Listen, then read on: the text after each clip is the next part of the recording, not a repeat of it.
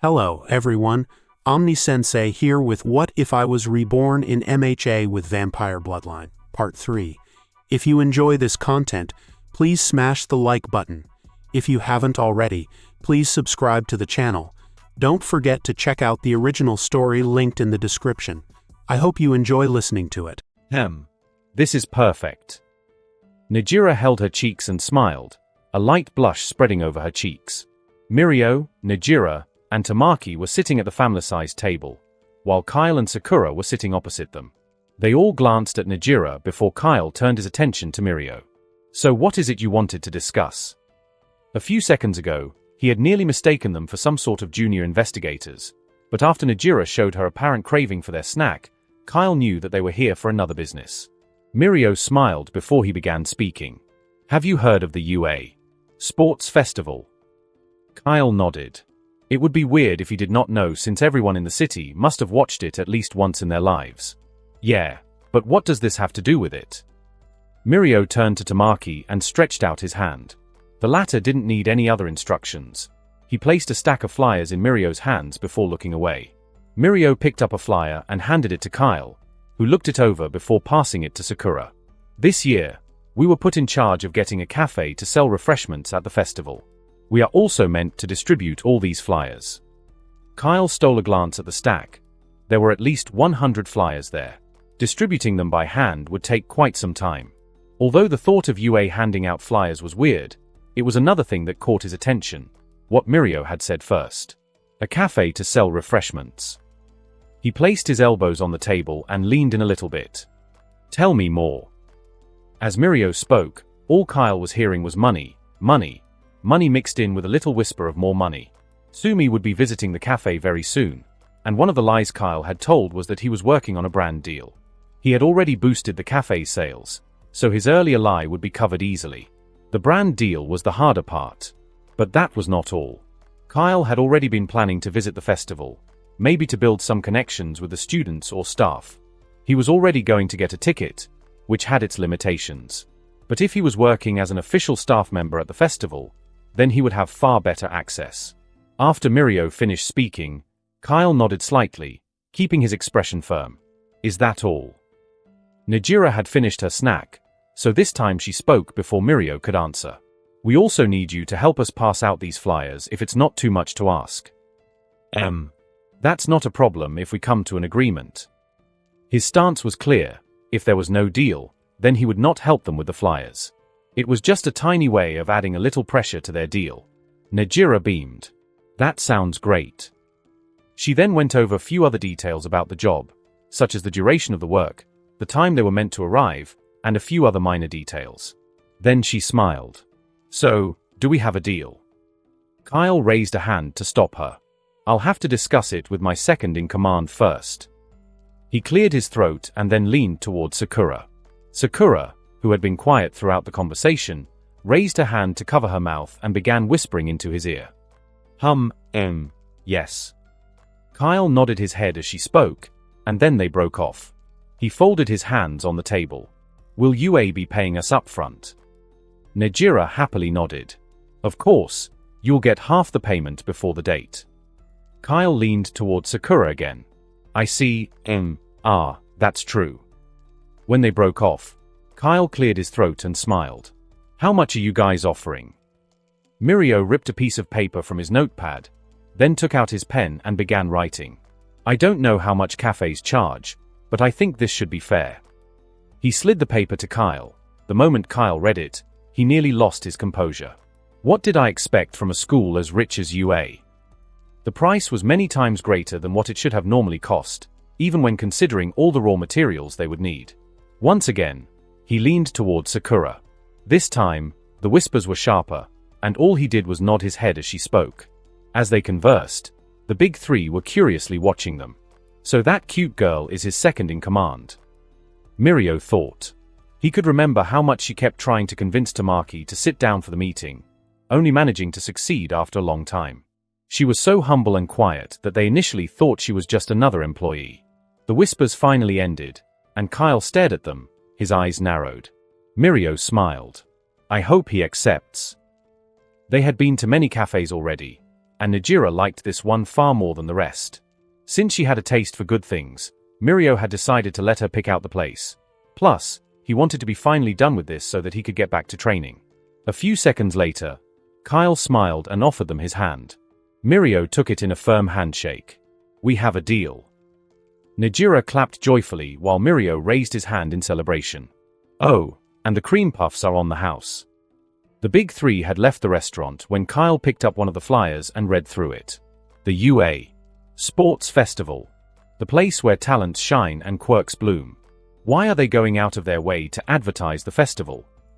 Normally, Kyle would have expected them to tighten security and possibly even reduce the audience size, considering what had been happening.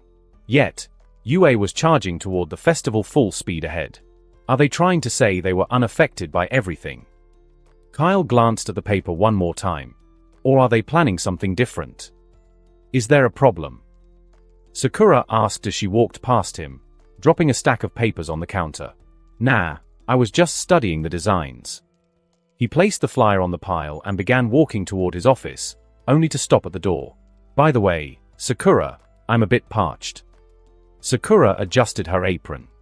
"Oh, alright, I'll make you something to drink right now." Kyle sighed and raised a brow. "Really?" A few seconds passed. "Oh, you mean..." She paused and glanced at Akiko to make sure she didn't hear her before quickly adding, "I'll bring a cup of coffee to your office. It should only take 5 minutes." Kyle smiled, feeling his fangs pushing against his lips. "Thank you." By 7:30, the cafe was closed for the day, and after warning them to be careful, Kyle waved his workers goodbye. Then he adjusted his coat and began walking in the other direction. After 2 minutes, he diverted, entering an alley. "Have you found the place?" Kyle asked, speaking to the darkness. Out of the shadows came a man in medieval drabs, his red eyes gleaming under the moon's eerie light. "Come with me." Sino had spent the entire day trying to figure out where Nighttail had been murdered, and he had managed to find the most suspicious-looking place. Although the news was made public, the Hero Commission and police made sure to keep things under wraps, so the address was never publicly revealed. But it was next to impossible to hide a major development such as this, not when the news had given them all the information they needed. While Kyle flew above the buildings, Sino was jumping from roof to roof, his movements so fluid that Kyle wondered how many times he had done things like this back in his world. It was easy to forget who he was due to his jovial nature, but when it came to business like this, the general often showed forth. They eventually stopped at the top of a roof overlooking a seemingly quiet street.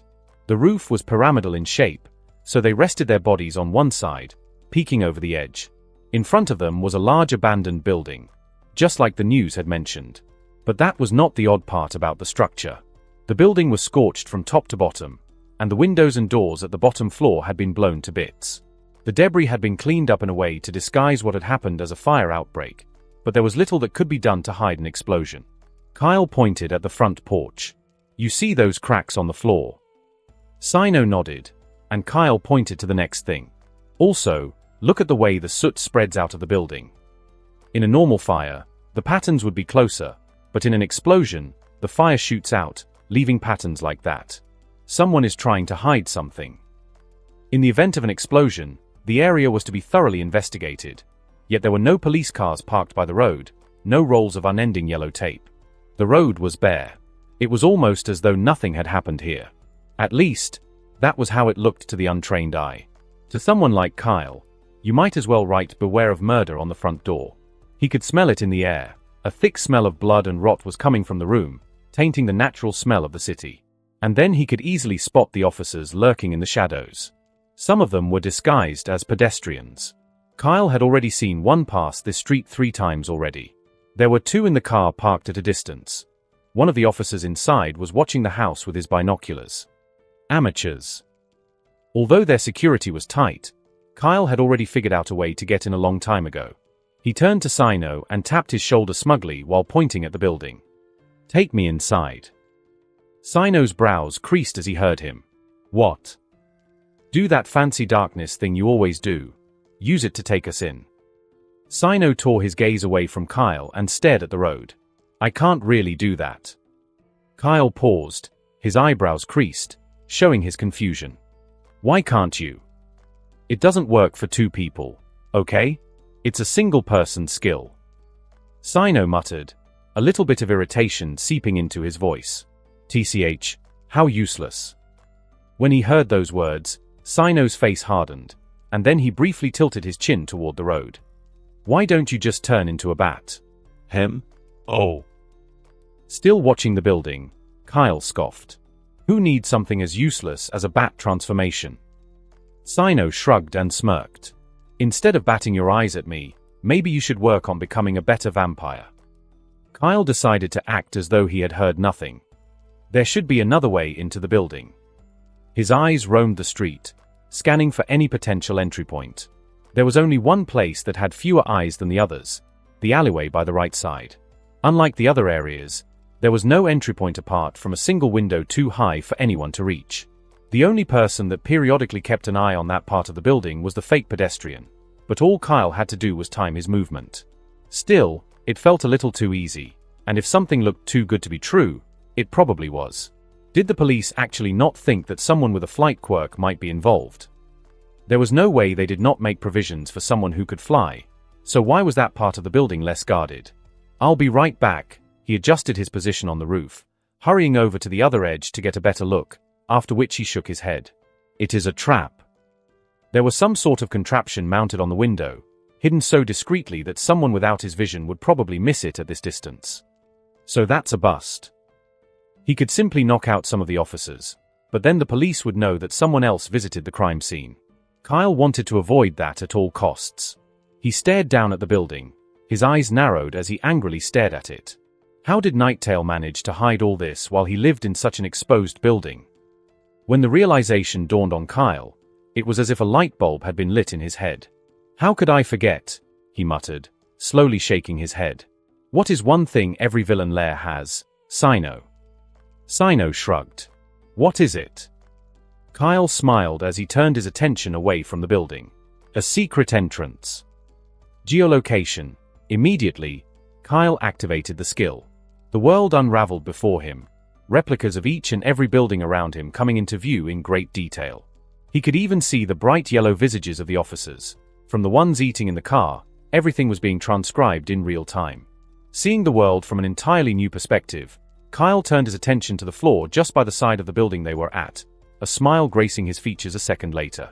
Underneath the seemingly normal dumpster was a hole big enough for a fully grown man to fit into. Kyle traced his gaze from the hole, discovering a sizable tunnel that stopped underneath the house. I found our entrance. He jumped down the building, Sino a step behind him as he landed on the hard pavement. Making sure to make as little noise as possible, Kyle easily set aside the dumpster, then peered down the hole for traps. When he was sure it was clean, he dove right in. The narrow drop led onto a broader cave, completely wreathed in darkness. Kyle could easily see through it, so navigating through the tunnel was a piece of cake. They emerged from a creaky floorboard in the living room. What a mess. The entire building had been overturned, most likely the work of the police, and there was a lingering smell of burned flesh in the room. He ran his hand through the sofa, bringing back soot and ash. What happened here? They did a brief search of the room but came up with nothing. Everything remotely useful must have been swooped up by the police already. It doesn't look like there is anything on this floor. Kyle looked at the stairs, then turned to Sino. Let's go up. They went up the wooden staircase, arriving in front of a door seconds later. After listening to ensure there was no one else inside, Kyle pushed the door open and stepped in. What the hell? Although the body was gone, it was easy to tell a story just based on the bloodstains Kyle could see. It was torture, slow, merciless, and calculated. Whoever had killed Nighttail did not come here to fight. He came here to enjoy the pleasure of meticulously tearing him down. Kyle could envision everything in his mind's eye. His eyes moved to a sprinkle of blood on the wall. Before his gaze, a shadowy figure was fighting Nighttail, the two of them battling through the room. He could imagine the shadow holding Nighttail by the hair just before delivering a heavy blow to the jaw, causing blood to splash against the wall. Kyle's eyes moved to the bloody edge of the table. He imagined the two fighters crashing into it, one pulling the other by the head. He watched as the man slammed his temple into the table repeatedly, denting it, with blood smearing all over the edge and ground. Then his eyes moved to the pool of blood on the floor. It was lighter than normal, oxygen-filled blood coming from the lungs. He must have been stabbed right here. The cut was not random. It was planned, a stab to the lung to prolong his death, allowing him to suffer before he died. The killer was meticulous in their evil. But who is it? Sino was standing by the blood-soaked bed, doing his own investigation, while Kyle was on the other side of the room, trying to spot even the faintest details. When he was done, he placed his hands on his waist, breathing out sharply as he lifted his gaze. I guess it's time to address the elephant in the room. They really thought they could hide it, didn't they? Sino walked up to him and stared at the wall as well. What are you looking at? Notice anything strange about this wall? Or this room in general? He gave it some thought before answering. The room is strangely better preserved than everywhere else. It's almost as if the fire didn't get here. He paused for a moment before continuing. And the wall, there are signs that it has been. He paused and stroked his chin. Washed. Kyle nodded. They had left the blood in the room as a decoy to hide what was probably the most important thing. Whoever thought of it was worthy of praise. Hawks, is this your doing? Too bad. Sniffing out blood was second nature to Kyle. When it came to blood, his senses were so advanced that he could even detect anomalies in blood and differentiate one from another. He stepped out of the room for a moment and came back with a handful of ash. Then Kyle began tracing the wall based on how much it smelled. When he was done, he took a step back as he read the words one by one. Failure. Murderer.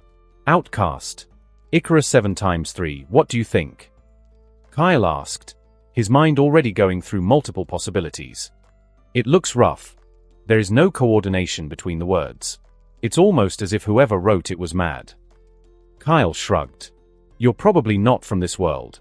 That's why you missed it. But there are a few correlations, Icarus and failure. But even with this, we have little to nothing. Whoever wrote it was not planning on the words being used together. They are meant to stand alone. Kyle pointed to the first one. Failure. Nighttail could not have been working alone. He had a team, and his attacks were far too coordinated to be a single-man job. The last time I saw him was in his fight with the League. Since I arrived, they have been forced to retreat. That must be the failure written here. He moved on to the next one. Murderer. I don't think we even need an explanation for that one. Icarus, he was the man who flew too close to the sun only to plummet to his doom. Icarus was a way of describing overachievers, people who chased dreams far greater than themselves. This means Nighttail had a goal, and his killer wasn't too fond of that goal. Outcast. This time, it was Sino who spoke. Outcast might mean rejection, if we follow your earlier postulation. Kyle raised a brow at the choice of words as Sino continued. He was kicked out for failing to take down the League. Kyle smiled and nodded. In a strange sort of way, it looked like the murderer was not just writing random words that came to his mind. But when they both looked at the last one, they paused, trying to figure out what it meant. 7 times 3. A few minutes passed in complete silence. No matter the theories they came up with, they were unable to find out what those 3 words meant. Kyle sighed, left the wall for the first time, and began pacing around the room to stretch his legs. Maybe it's just gibberish. What can 7 by 3 even mean? Other words had made sense to some extent, but this was just a mere math problem. He walked up to the words again and stared at them. There was a chance he had just written it to drive them crazy. He tilted his head to the side like a chicken and then frowned. What am I even doing? Kyle froze, his eyes widening slightly. It can't be. Immediately, he ran to the wall and picked up the ash he had left on the ground.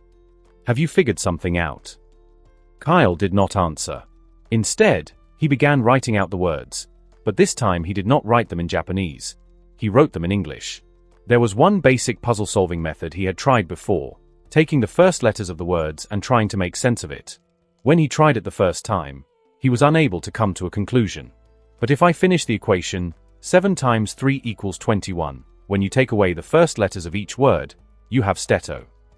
Sino stared at the wall, absorbing every single detail, while Kyle's brain was racing, rearranging the letters like pieces of a jigsaw puzzle. Kyle had already gotten a word from the letters, but there was one extra alphabet that made no sense. What do I do with the extra T? Kyle stroked his chin as he watched the wall, and then he began circling the T. But before he was even done, a small smile appeared on his face. The The T represents multiplication, times, which can also be used as an X. I've gotten it. X set to.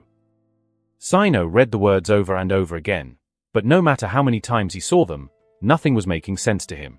Kyle looked at him over his shoulder. Sino, what does X represent? He promptly replied. An unknown entity. Kyle drew a straight line from the X down, labeling it as an unknown entity. That perfectly describes me, doesn't it? Kyle was known as the Midnight Vigilante because no one knew his face, no one knew his allegiance, and no one knew his goals. He was a mystery, an unknown entity. You are the X. A small smile played on Sino's lips. As for Set 2, Kyle smiled as he circled it, drawing a straight line below it. Set 2, although rarely used, has a meaning that makes perfect sense in our situation.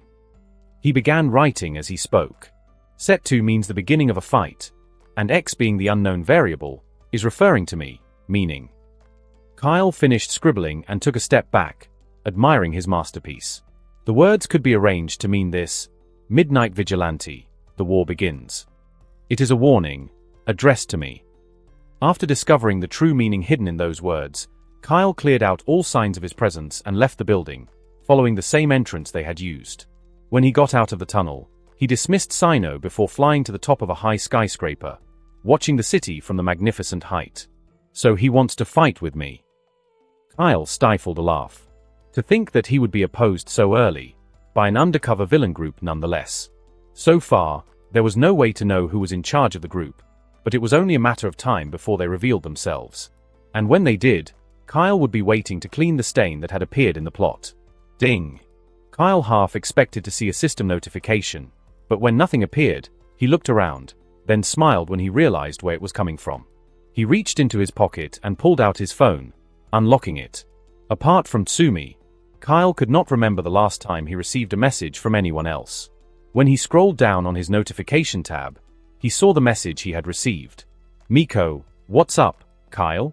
Kyle smiled unconsciously as he typed in a reply. Kyle, good evening, Miko. Ever since their date, Kyle and Himiko had not gotten another chance to see each other. Kyle had gone out to investigate Nighttail's murder, while Himiko was probably looking for a job. I never really asked her. Kyle, what have you been up to? Himiko's message came a second later. Himiko, looking for a job. Got fired from the bookstore. It's a funny story actually. I'll tell you next time. Kyle nearly laughed when he read her reply. Kyle, so you are jobless now? TSK. Himiko, shut up. Will you be free anytime soon? There's a place I want us to go. Kyle was already planning on visiting her since he had unfinished business to conduct, so her invitation was far too perfect. Kyle, I'm always busy, but since you're missing me already, I'll make time. Himiko. They spoke a bit longer about random things before Kyle stuffed his phone into his pocket. Himiko would be his first sire. That was already set in stone, but she would not be the only one. Since things were already progressing faster than he would have liked, Kyle would have to accelerate his plans as well. For connections, he would attend the sports festival and possibly form bonds with the young heroes and possibly some teachers as well. That way, he would have a possible leak in their system. But the more important thing was his army. Kyle needed to find a base of his own that would be their primary meeting point. And to do that, he needed to get as much money as he could in a short amount of time. Thankfully, an idea was already brewing in his mind. The next morning, Kyle arrived at Kikimaru Cafe just before 7:30. Their deal with UA was pretty much set in stone, so now they were just getting ready to pay them a visit. They were to bring samples of their drinks and snacks for the teacher in charge to taste, so although it was early, Kikimaru Cafe was already bustling with activity. Kyle was in the kitchen, a white apron over his clothes as he chopped up some fruit. Make sure they aren't too big. We are making a lot, so we don't want to overload the blender.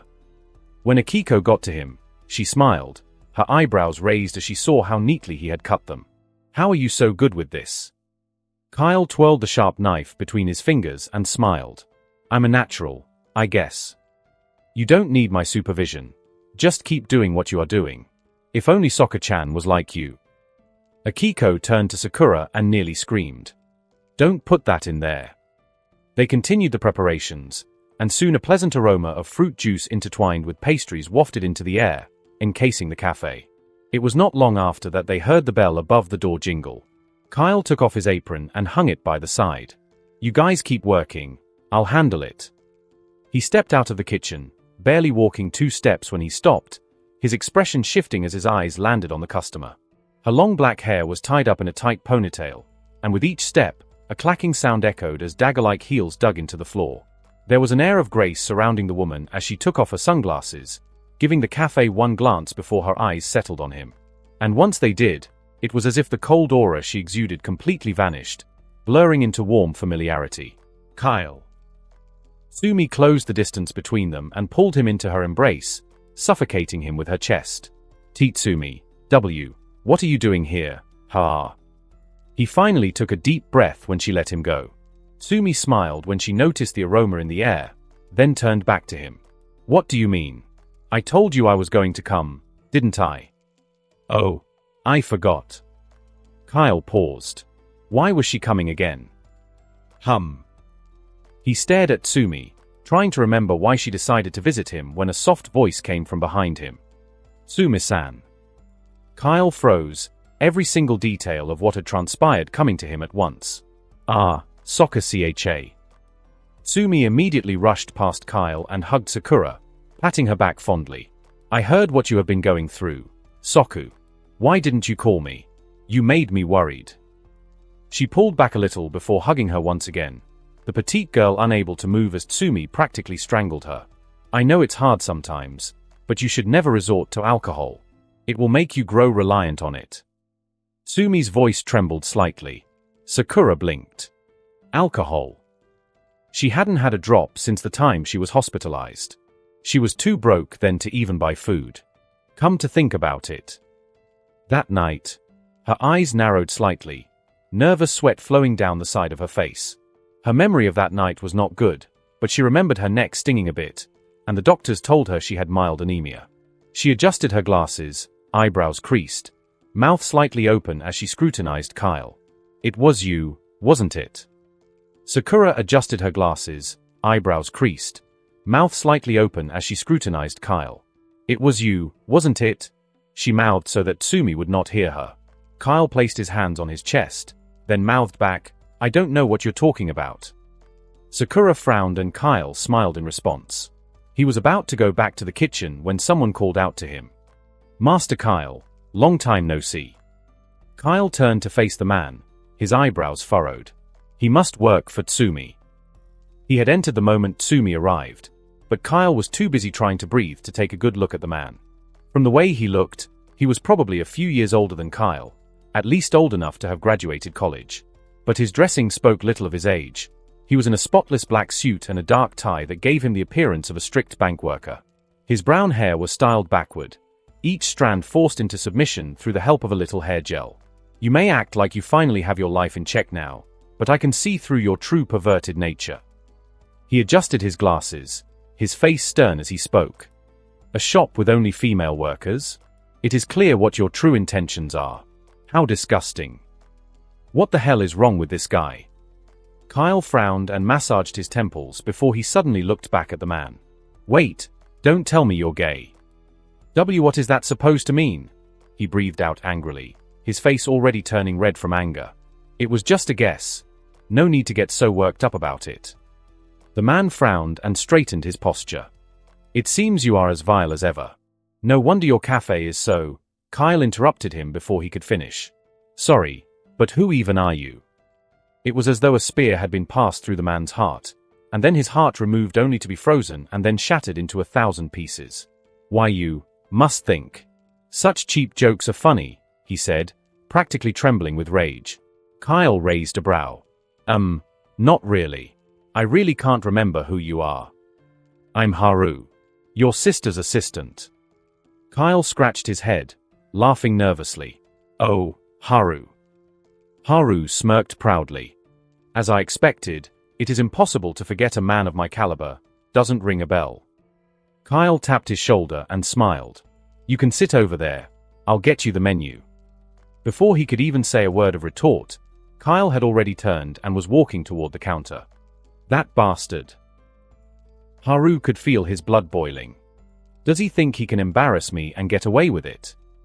His hatred for Kyle stemmed from the many repeated years of abuse he had suffered at his hands. Back then, he was a rookie at the company, a fresh graduate trying to find his way in the world. Due to his talent, Tsumi spotted him and gave him the chance to spread his wings. But then on one fateful day, he met her brother, Kyle. Back then, Haru was actually anticipating their meeting. If Tsumi was such an amazing person, then her brother would be too, right? Wrong. Kyle was a demon in human flesh, the reincarnation of evil, an Oni. At first, it was simple errands, nothing too severe. Haru did not work for Kyle, but he obliged at first, since he was his boss's brother. But Kyle took it too far. It went from minor tasks to Kyle handing all his work to him. He had practically become a slave, and there was no way to speak out. Tsumi loved her brother far too much. And then the verbal abuse began. How dumb can you be? Don't you know the difference between diamonds and moissanite? 4 eyes. I told you to convince Tsumi to invest more in my cafe.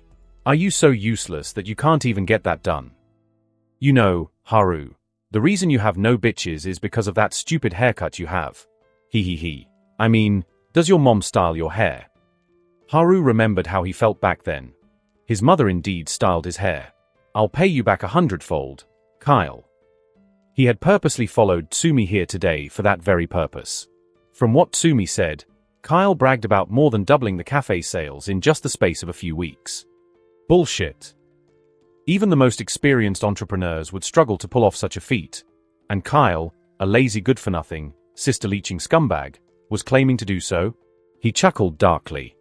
First, I'll reveal how much of a fraud you are to your dear sister. And then I'll advise her to withdraw her investment from this miserable place. Tsumi finished talking to one of the staff and looked to where he stood. Haru, what are you doing over there? Let's eat. I'm coming, Miss Kato. Kyle walked over to where Tsumi and Haru sat, holding the menu in his hand. Without even looking at Haru, he passed the menu to him and his attention moved to Tsumi. He placed his hand on her shoulder and smiled. Don't bother going through the menu, Tsumi. I already know what you like. Tsumi smiled back at him and crossed her legs. All right then, I'll be waiting. Meanwhile, Haru's eyes were locked on Kyle's arm. Get your hands off her, you degenerate. How dare you call Miss Kato by her first name? Haru was steaming with rage, his fingers tightening on the menu to the point that the paper creased. Kyle glanced at him and frowned. What the hell is wrong with this guy? Then he moved his hand to Tsumi's hair to undo her ponytail. The damn thing looked so tight that it was bound to hurt. You should relax while in my cafe. Sakura can help you redo it when you get back. He undid the ponytail, feeling her soft hair flow past his fingers as he soothed it down. Tsumi replied while scrolling through her phone. As for Haru, his face was raw red as a tomato, and Kyle could see little tears forming in his eyes. Kyle raised a brow.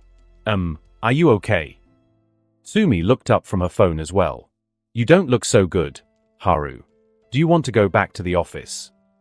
Haru shook his head and cleared his throat. I'm fine. It's just allergies. Kyle stared at him for a second longer. The moment he took his hands off his sister, Haru seemed to relax a little. Heh. He placed his hands back on her shoulders and noticed how he straightened like a pencil, biting his lips like he was about to explode. Don't tell me. Kyle smiled darkly. Does this guy actually like Tsumi? Tsumi was a ravishing woman, and Kyle only used the word ravishing because he felt beautiful was too light to describe her. If she had not gone into business, she could have easily become an actor or model and still dominated the industry. That was how good-looking she was. Back at home, Kyle had helped her dispose of hundreds of love letters and marriage proposals from tons of influential people. It was so much that they had a bin specifically for them. So when Kyle noticed how Haru would act like a compressed potato whenever he touched her, it became plainly obvious.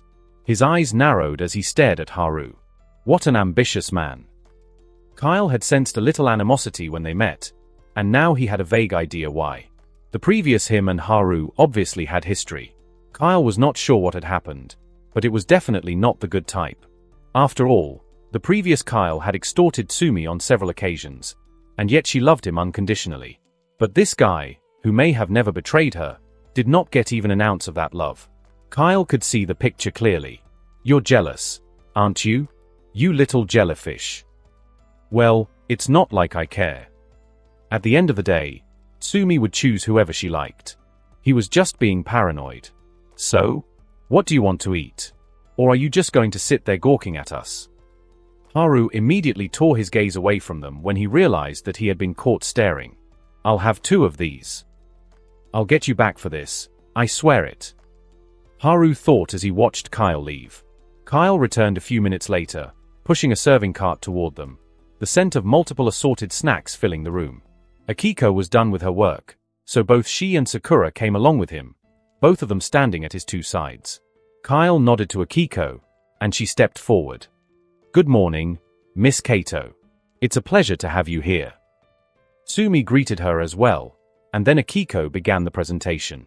She took her time to present every single pastry, giving a summary of the baking process and a few details about them. When she was done, Tsumi smiled and clapped. Haru clapped as well, although reluctantly. So, what is this, Kyle? You now offer a show along with your food.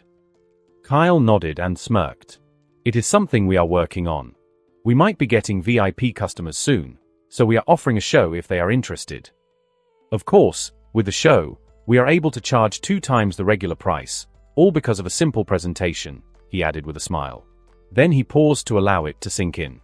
So, what do you think? Tsumi uncrossed her legs and dropped her phone on the table. It is a really good idea. I never knew you had a knack for business. A knack for business? He is just a glorified scammer. Haru muttered underneath his breath. Tsumi turned a bit to look at him. Sorry, I didn't hear what you said. Oh, hee. He nervously shifted his chair closer for no apparent reason. I said it was a good idea. The presentation is really worth every single penny. Exactly, he is bound to make a lot of money from those rich customers. Tsumi beamed, smiling proudly. Unknown to Haru, Kyle had heard every single word he said, but he acted as though he had heard nothing. I'm glad you loved the presentation, Haru. I took the pleasure of adding it to your bill. Haru froze. Wait, what? Anyways. Kyle continued, ignoring him. These pastries aren't going to eat themselves. Kyle began moving the food one by one to Tsumi's side of the table, the pleasant aroma of the food causing Haru's mouth to water as he watched them. When Kyle was done, Tsumi's part of the table filled to the point of overflowing, while there was a single plate on Haru's side. Tsumi stared at her table, her eyes shimmering as she looked from plate to plate, unsure of where to start. Oh my goodness, isn't this too much? Just eat what you can, I'll eat the rest. She picked up the first one and took a bite, a light blush painting her cheeks as she let out a very pleased You should really try this, Haru. It's delicious. Haru swallowed, but his pride would not let him appreciate anything that Kyle was involved with. He grabbed his own snack and tasted it, his expression softening as the food practically melted on his tongue. Haru had to stop himself from drooling. He hardened his face, glaring at Kyle, who was smiling down at him. Bastard. You think you can woo me with this snack? It's not even that good. Haru grabbed another dessert from his plate and practically glared at it. He took off his glasses and brought it close to his face, examining it. This macaron looks dry. Are you sure this was even made properly? Sorry? What did you say? Came a polite voice from in front of him. Haru lifted his head, his eyes sharp as razors, only to meet Akiko's steely eyes. She was smiling, but Haru could feel the pure killing intent rolling out of her. He quickly put his glasses back on and avoided her gaze. I guess the taste will be the final judge. Haru brought the macaron to his lips and took a bite. He chewed it a little, then he suddenly froze, his mind reeling. It was perfectly crisp on the outside but filled with a pleasant softness inside. And the taste? It was absolutely divine. And edge. This time, Haru was unable to control the soft groan that left his mouth. He had even closed his eyes to savor the taste. But when he opened them, he realized that the whole table had grown quiet and everyone was staring down at him. Kyle frowned. Please, Mr. Haru, don't make inappropriate sounds around my staff. Ah, damn it. How is he making me out to be a pervert when he is the only pervert here? Haru wiped the drool off his mouth, his eyes glistening with tears. He is making me look bad in front of Miss Kato. He turned his attention to Akiko. It's all that girl's fault. She is far too talented, so she's his secret weapon. Haru wanted to push away the demonic macarons, but his temptation got the better of him, and he ate everything before wiping his mouth. I'll show Tsumi that you are useless without them. He cleared his throat. Tsumi, aren't you thirsty? Tsumi was eating a chocolate donut when he asked, so she just nodded in response. Then you are in luck. Tsumi, do you want to see our coffee show?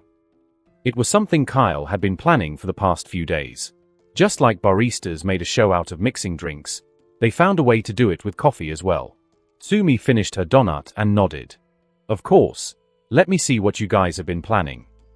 Akiko went to the kitchen and brought with her another cart filled with all the things they needed. She was about to begin when Haru raised a hand to stop her. Miss Kato rarely gets to see Kyle work. I'm sure since he runs this place, he is just as gifted as you, miss. Why don't we give her the pleasure of watching his work? Tsumi clapped excitedly. He's right. I've never seen you make coffee, Kyle. Kyle shrugged. Of course, sis. If you really want to, I guess I'll show you. Then he stole a glance at Haru from the corner of his eye. What is that bastard doing? Haru, on the other hand, looked perfectly composed on the outside, but in his mind, he was celebrating. That's right. Kyle, give us a show. Show us just how useless you are. Coffee has been brewed in Japan for over 300 years, and in that time, the seemingly simple service has been transformed into an art. Beginner baristas only needed a few weeks of training to get behind the shelf, but that was only at the entry level. Do you want to be a certified barista? Then get ready to lay down nearly a year of your life for the certification. The point was that although baristas made it look easy, coffee making, at least on a commercial level, was no joke. Anyone with common sense knows this. So it was either Haru was purposely trying to embarrass him, or he was just dumb. Kyle suspected he was both of those things. He had a goofy smile on his face as he watched Kyle, already expecting him to either give up or fail miserably. But he was in for quite the shock. Ever since their overcrowding issue when Akiko had to work overtime, Kyle had taken an interest in learning the art for himself. That way, if they were ever that short, he could sub in while she went on her break. When you add that experience to his vampire speed and senses, which practically made his entire body a living sensor, he was bound for success. Watch closely, because if you blink, you might just miss it. Is this fool really going to go for it? Haru laughed internally as he imagined Kyle bathed in coffee from head to toe. He relaxed properly in his chair and folded his arms across his chest, already thinking of what witty line to say. Kyle grabbed the cup and began staring at it closely, not even attempting to make a move. Tsumi was watching him as well, her elbows on the table and her cheeks resting on her palms as she waited. Haru raised a brow and chuckled. What's wrong, Master Kyle? Don't let the pressure of failure get to you. I'm sure you can do it. I knew he was all talk. He doesn't even know the first step to flick. Kyle suddenly threw the teacup right at the ceiling, the white cup glittering as the overhead lights kissed its surface. It was as though the world had slowed down just for him. Haru was covering his head, afraid that the cup would crash on his skull, while Tsumi's icy blue eyes were glinting with excitement. The cup came down a second later, landing perfectly on the tip of Kyle's finger. And then a sly smile appeared on his face. Akiko clapped. Kyle is currently our best performer when it comes to making lattes. Sakura nodded, a light smile on her face as she watched him, while Haru's mouth hung open. What the hell? How did he just do that? But Kyle was not done. He was merely beginning. He tossed the cup back into the air, reaching for the extracted coffee with one hand and sticking the milk into the steamer with the second. This time the cup landed on his elbow, a small flick of his arm causing it to whirl around. His eyes were burning with intense focus, his movement so fast and ghostly that it was as though a phantom had descended to serve them coffee. The dark coffee slid into the cup, filling it up to just the right amount, and then Kyle tossed it up once more. Eyes followed the cup of coffee as it came down even faster because of its weight. Like he did last time, Kyle stopped it with his finger, but this time he was squatting right next to Tsumi so that she could see every single detail. Then the next part was the latte art. It didn't matter how tasty your coffee was. If the art was shit, then the entire thing would be a zero. Kyle raised the now steamed milk and poured it from above, slowly bringing the milk closer to the cup. With a steady wave of his hands, several patterns burst into life, decorating the cup. Akiko was still better than him in this area, but Kyle was decent enough to make it look more than decent. When he was done, Kyle slid the cup over to Tsumi and bowed slightly. "Your coffee, sis." Haru's mouth hung open, his mind still struggling to comprehend what he had seen. Kyle tapped his chin with a long spoon and frowned down at him. "Mr. Haru, please close your mouth. Do you want to swallow us whole?" What?" Haru quickly sat up straight, looking slightly dazed. "You seem to have enjoyed this more than the rest of us, Haru." Tsumi giggled, placing a hand over her mouth as she laughed. Akiko nodded in agreement and began clearing the used plates. It's only natural. He must be a fan of the boss. He had his eyes on him the entire time. Some would mistake it for love. Sakura stood quietly by Kyle's side, nodding to agree with them. Then the three of them laughed, their cute voices warming up the cafe. Haru smiled and held his chest. "Give me something for the pain and let me die." First it was the food and now it was coffee. Kyle had one-upped him every single time. And not once had the goofy grin he had on his face vanished. What the hell happened in the last months? From a good-for-nothing nobody to a wolf-class barista in the space of a month? I know he's a fake, I just can't prove it yet. Haru took in a long breath, trying to calm himself. The day was not over. There were still many ways he could bring Kyle down. Wait, what is he doing? Haru's thoughts were interrupted by movement that nearly made him convulse. Kyle smiled as he picked up a paper towel. "Tsumi, you have a little something on your lips." "Really? Can you help me get it?" Tsumi tilted her face towards him while cradling her coffee in her hands. Kyle leaned down a little and dusted off the crumbs, all while staring into Haru's eyes, his expression stoic. Haru bit his lip, the veins on his head swelling to the point that they pulsed on his forehead. "That's what you get for scheming around in my restaurant," Kyle mused. It was one thing to have a problem with him, but trying to make him look bad in front of Tsumi was one thing he would not take. Although the old Kyle might have been a douche, Kyle was currently piloting this body, and he wasn't interested in suffering for another man's crimes. "All right." Tsumi got up to leave. "I had an amazing time, Kyle. I'll visit this place more often." "Thank you for visiting. Wait." Haru got up and adjusted his tie, a predatory look in his eyes as he stretched forth his hand. "Aren't you forgetting something, Miss Kato?" Tsumi's brows creased a bit as she tried to remember what he was talking about. Haru smiled. "The financial report. It's about time we saw how great the cafe is doing." It was time to expose Kyle for the fraud he was. There were many things that could be faked. Kyle's performance, the food, everything that Haru had seen had just been a brilliant plan cooked up by Kyle to distract them from the main thing. And he had almost gotten away with it. If not for him, Tsumi would really have left without even taking a peep at the financial report. Kyle not stopping her only meant one thing. Their financial report was ass. Haru laughed internally and adjusted his glasses for the 1 millionth time. If the financial report was good, then Kyle would have brought it out to brag a long time ago. That was the kind of man he was.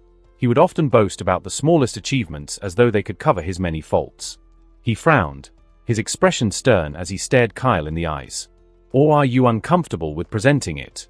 Is there something you are perhaps trying to hide?" Tsumi's expression shifted when she sensed the animosity in his voice. "Haru, no need to be rude. Sorry if I came out that way. Tsumi, please don't use my first name." The silence was deafening. Haru turned to the other side of the room, took out his handkerchief, and wiped his eyes before turning back. As I was saying, we run a business, and since the existence of the cafe, it has been nothing short of a liability." "Haru." Tsumi's voice bore a slight warning, but Haru did not stop. "But it's true, Miss Tsumi. Kyle obviously has no idea how to run a business, and the financial report will only prove this." Tsumi was about to speak when Kyle cut in, his face impassive, a mix between boredom and disinterest. So he finally showed his true self. Kyle thought as he stared at him. Akiko was trembling with anger, her hand holding the cup so tightly that Kyle felt she would snap it in half. In the past few weeks, he had not just increased their wages but also created better working conditions. To them, Haru could not be farther from the truth. Kyle was not going to say anything initially, but after seeing the murderous look in Akiko's eyes, he decided to speak up. "A financial report is not the problem. We already have one prepared. Shall I get it?" Haru nodded, and Kyle began walking back to his office when Haru called out to him. "And if the cafe isn't performing optimally, please be a decent human being and shut down this place." Thwack! Before he could complete his sentence, Tsumi slapped him right in the mouth, rocking his head backward. Her formerly friendly gaze had melted away, replaced by an eerie chill that caused the hairs on Haru's neck to stand still. And her eyes, they were even colder. "You are overstepping your bounds, Secretary Haru." Tsumi knew just how much Haru was bullied by Kyle in the past, so she ignored the jabs he had been idly throwing around all morning. It was only natural for there to be some bad blood between them. The only reason she brought him in the first place was so that they could make amends. She wanted him to see this version of Kyle, and yet he still could not look past his hatred. "But Miss Kato, you know I'm right." Haru lifted his gaze, his eyes bearing a defiance Tsumi had never seen before. Tsumi gritted her teeth, her eyes narrowing, because she knew that Haru was right. The new Kyle was great, but even she had to admit that his claims were too far-fetched. Only rare talents could pull off something like that, and even then, it was not so often. "I agree with your offer," Kyle said as Sakura handed a file to him. It seemed she had gone to get it in the short time she and Haru had clashed. "Kyle, are you sure about this?" He nodded and pulled out the white paper from the file. "But on one condition, Haru. If what I claimed is indeed true, then you will have to quit working for my sister." Both Kyle and Haru stared at each other in the eyes, the tension between them engulfing the cafe like a thick cloud. The conditions were high, too high even. To Kyle, the cafe was everything. It was currently the only job he had and the reason he had dropped out of school. As for Haru, he had risen up in the company in such a short time. Although he was talented, it would be a lie to call it pure talent. In the past, Tsumi had brought him up, hoping he would be a good influence on Kyle. Getting to where he was in another company, regardless of talent, would be incredibly difficult. Is Kyle trying to bluff his way through this? Why is he even doing this when he can just refuse? Tsumi wondered. For a few seconds, Haru's conviction wavered, but his faith in Kyle's incompetence gave him the drive he needed to push through. "I agree with your terms. But let's make the rules clear. You said the sales report is huge, considering how low last month's profits were." Haru paused to calculate things in his mind. "This month's projected income must be at least 4 times that of last month. Do you accept?" 4 times? Isn't that too much?" Sakura commented from the side, her concern visible on her face. Tsumi's face remained stoic. Sakura is in charge of finance. If she is this nervous then, sounds perfect. Tsumi's eyes widened slightly as she glanced at Kyle, but to her surprise, he looked perfectly composed, as though Haru's words had no effect on him. Has he made up his mind to give up the cafe? An old memory graced her mind, and Tsumi tensed. She remembered how Kyle had told her he felt guilty about leeching off her and how he was working on the cafe to become independent of her contributions. "Why are you doing this, Kyle? Don't you know the reason I work this hard is because of you?" It was already too late to say anything. The deal had been struck, and it was up to her to be the judge. She sat down at her table, her expression stern as she raised her hand. "The report." Kyle walked up to her and placed it in her hand, nodding slightly as her gaze met his. Tsumi took a deep breath and flipped through the paper in complete silence, and after reading through it for a few minutes, she shook her head and placed it on the table. "I'm sorry, Kyle, you were close, but not nearly there." Kyle froze. "Wait, are you serious? I was sure we at least made 4x in our sales last month." Tsumi sighed. "Like I said, nearly there. You were off by just a few sales." She was honestly surprised that he had even made it this far. Now she knew where his confidence was coming from. It was just bad luck that failed to hit the right amount. Sakura fell to her knees, her eyes glazed over with tears. Akiko looked away, trying to stop herself from crying as well. They all knew what this meant. The cafe, their jobs, they had lost everything. Meanwhile, Haru breathed out sharply and smiled. Finally, the truth reveals itself.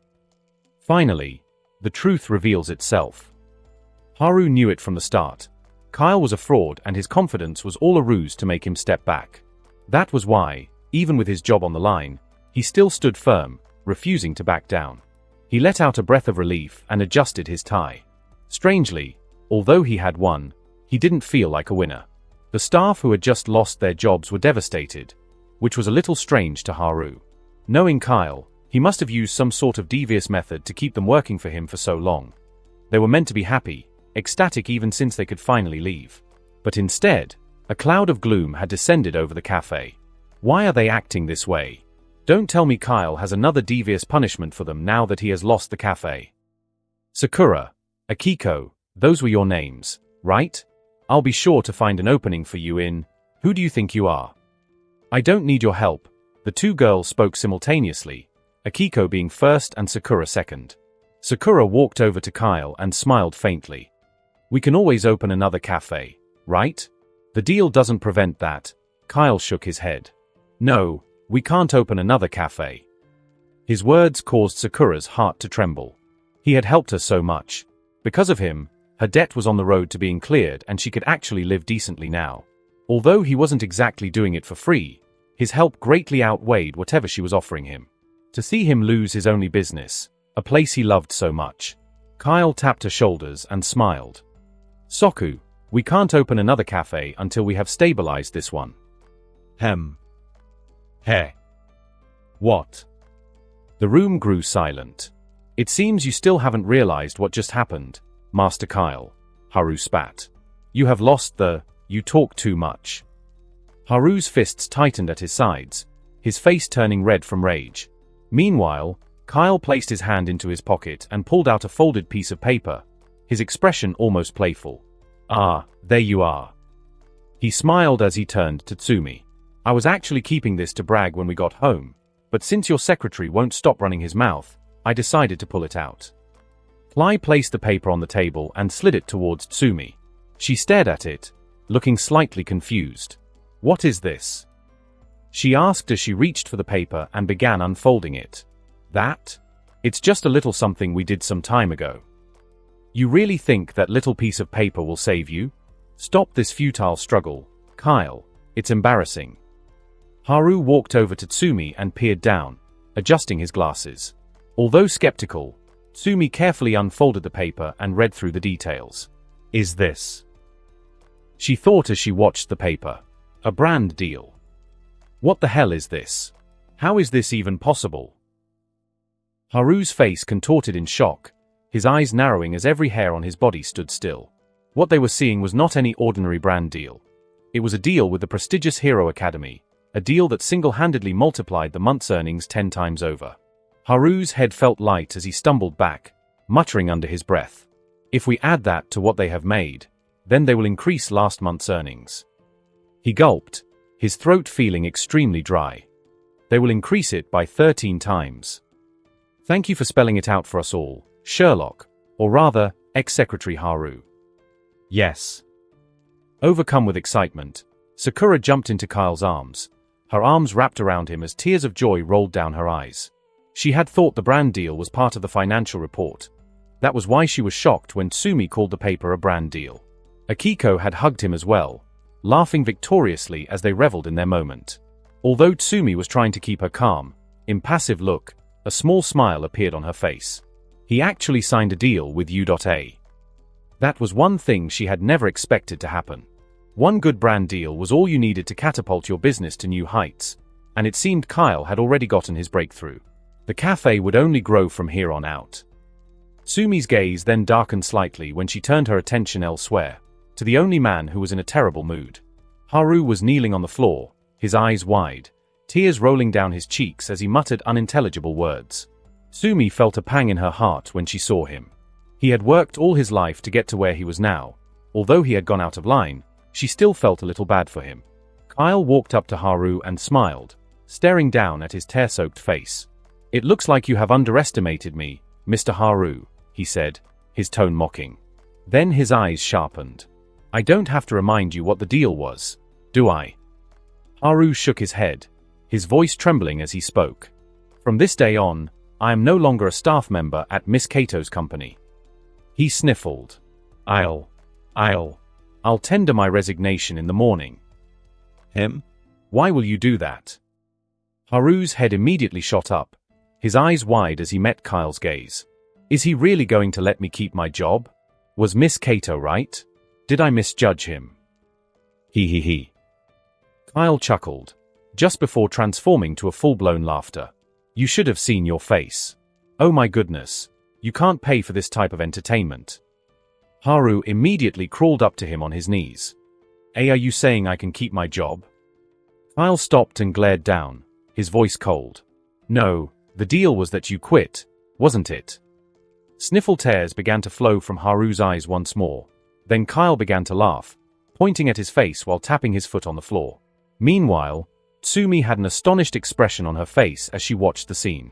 What are they doing? By the time Kyle was done teasing Haru, his eyes had been completely dried of tears and his eyelids were puffy. Sakura walked up to him and whispered in his ear, "Sir, I think he has had enough." Although at this point, everyone knew Kyle had no intention of sticking to the deal, Haru was so gullible that he allowed Kyle to mess with him for so long. Are you sure? Kyle asked, a hint of amusement in his tone. Sakura nodded. All right then. Haru. Why yes. Kyle smiled. You're going to lose your Joe. Hour. Tsumi grabbed his ear and pulled it up, causing it to sting. Okay, sis, okay, no more teasing. Kyle sighed, a bit angry that his fun was over. I wanted to see what will happen now that he is out of tears. The thought of seeing someone cry without having tears fall from their eyes was strangely amusing. Anyways, you can keep your job. He paused, allowing it to sink in. Haru was slow to react because he had already heard this countless times. But it will be on one condition. You will have to work for us as well. Although Kyle was not very fond of Haru, he was an excellent worker who had graduated at the top of his class. Because he had worked so much as Tsumi's secretary, he was not at all lacking when it came to knowing how to run a large corporation. Kyle's plan was to expand soon, and having his help, especially since he was now indebted to him, would be invaluable. For free. Haru stood up and bowed. I accept. And just like that, Kyle had gained an invaluable worker. And the best part of it, he didn't have to pay a single dime. The next week, the pale moonlight filtered through an old window, sneaking past the windblown curtains to cast its glow upon a small room, Himiko's room. Himiko's room was what one would call orderly chaos. It was not particularly dirty. It was just that there was far too much stuff. The tables were completely covered in books, the floor had stacks of them that went 3 feet up, and even her bed had a few. And yet, if asked, she would claim she had a system. Her bed was neatly dressed, the light blue bedsheet well tucked by the side of the mattress. And Himiko was lying belly down, her legs slowly moving up and down as she twirled her hair in her left hand while the other held her phone to her ear. So you will be closed for 3 days? She asked, sighing deeply.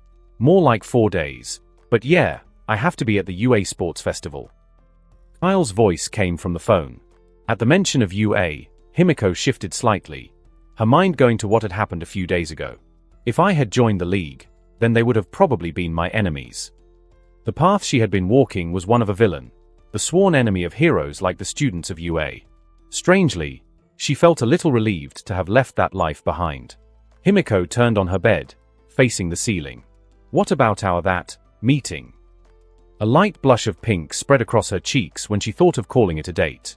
Himiko had invited him out last week, but because of the preparations, they never got to meet. Oh, our date. Himiko's eyes widened, her blush deepening. He didn't even hesitate to say it. She nodded her head out of habit. Kyle's laughter reached her from the phone, followed by an amused sigh. We can go on Friday, immediately after the festival. We do have a lot to talk about, don't we? We do. As enjoyable as their night had been, it had left Himiko with many questions about him. Things she would rather not ask over the phone. There are things she was yet to tell him as well. Things like what her quirk actually was and her current living conditions. But above everything else, Himiko wanted to see him again. Friday it is. All right, good night, Miko. Himiko felt a tingling sensation in her chest. No matter how many times she heard it, that nickname always got to her. Good night. There was a low beep as the call ended. Himiko sprang to her feet, her eyes narrowed as she stared at her room. This place is a mess. Last time, Kyle had dropped her off and her only saving grace was that it was an awkward night, so he left early. What if he had come in? A shiver ran down her spine as she imagined what his reaction would be. I need to clean this place. The truth was that she had been pushing this since the very day they had their first date. That was why it was now, late at night, that she was cleansing. She grabbed her broom and began moving from one corner of the room, sweeping off the little dirt that was there. The main problem was the books. Her expression fell when she stared at the unending stacks. Maybe I should do it tomorrow.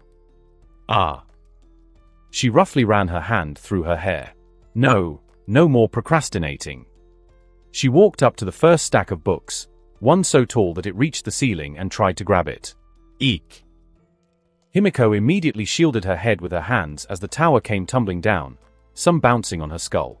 It took nearly 2 hours for Himiko to clean up her room, and when she was done, the room was sparkling. She was lying in the center, her cheeks dusty and her chest rising and falling quickly as she took heavy breaths. Himiko's fist bumped the air. Finally. Knock knock. The old wooden door creaked as someone banged their hand against it. Heh. Himiko was not expecting any visitors. Actually, she had never even had a visitor. Coupled with the fact that she had no friends, it was strange that someone was knocking. Knock knock. This time the knocking was a bit more impatient, like the person wasn't planning on spending a second longer at the door. Is it the old man?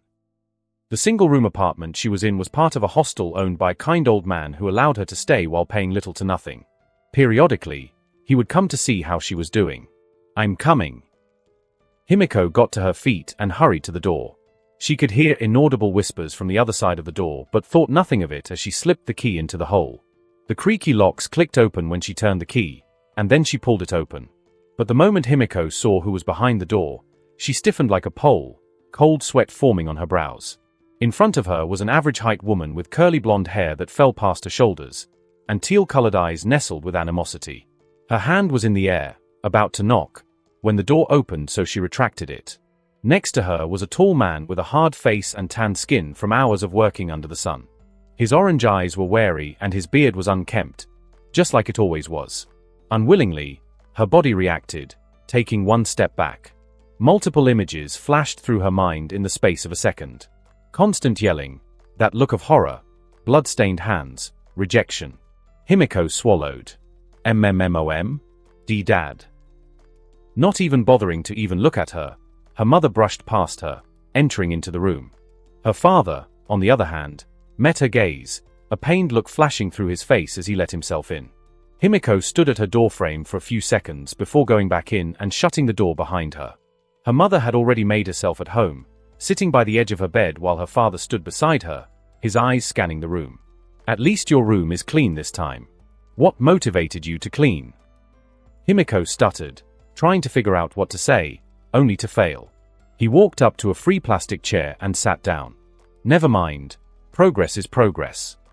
An uncomfortable silence engulfed the room after he spoke, the nerve-wracking silence stretching endlessly. It must be that time of the year again. After being abandoned by her family, Himiko's parents began visiting her once in a while. At first, she thought because they felt a little bad for discarding her, her little naive self actually believed they had a soft spot in their hearts for her.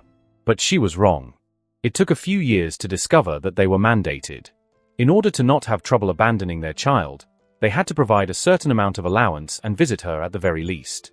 That was the only reason they ever came, and because of this, every year, Himiko had the misfortune of hosting their visit. What have you been up to these days, Himiko? He asked, his expression showing how useless the information actually was to him. Himiko sighed. So. She had no interest in their small talk. It was not like they cared after all. To them, this was just a formality. They asked her a bunch of questions to seem as though they were actually checking on her, and Himiko gave them one-word replies just to make the conversation as short as possible. Then finally, her father stood up, his eyes narrowed as he stared down at her. And your defect? How are you handling it? Defect. Himiko gritted her teeth as a sharp stinging pain filled her heart. Don't tell me you're still holding on to the idea that it is normal. Her mom stiffened. Himiko, she screamed, but her father raised his hand to stop her. He sighed, disappointment evident in his eyes. I see you still haven't grown past that rotten mindset of yours. Himiko's hand tightened on the hem of her shirt. I'm tired of this. Make sure you stay away from trouble. Don't do anything that will bring shame to our family. Just leave. Try to control yourself. I don't want your advice." Himiko's heart was in turmoil, and yet, she didn't say anything. She had done so in the past. They never listened. To her relief, they finally left her room and shut the door behind them with a bang. Himiko let out a tired breath, her gaze still on the floor. Then she pushed her hair backward and tiredly walked up to the door to lock it when she heard their voices from the other side. Her mom's voice trembled slightly. "What should we do? It's been so many years now." She heard her father adjusting his coat. "She's never going to get better. She doesn't even know she is defective. Isn't there anything we can do? We have done our best. Now it's time we left her to herself. She will never find a place in this world. She will realize soon that she is wrong, and then she will come back begging for our help." What followed next was the sound of their footsteps as they left. Himiko leaned on her door and sighed, her eyes weary as she stared into space. If it were a few weeks ago, then she would have been curled up in her bed, moping for hours. One would think she would have developed a thick skin for their words, but it was not that easy. Whenever they came, there was still a little part of her hoping that just maybe, they had changed their minds. They were her parents, the people she had known since she was little, so it was only natural. But this time, strangely, Himiko felt relief. Every time they would advise her, the one thing that always got to her was those words. She will never find a place in this world. Back then, she had no friends or relationships worth mentioning, and her life was a mess. Her life was still a mess. But now, she had a place where she truly belonged. Kyle. A small smile appeared on her face as she walked up to her bed and snuggled underneath the sheets. "I need to prove them wrong." It was about time Himiko got her life back in order.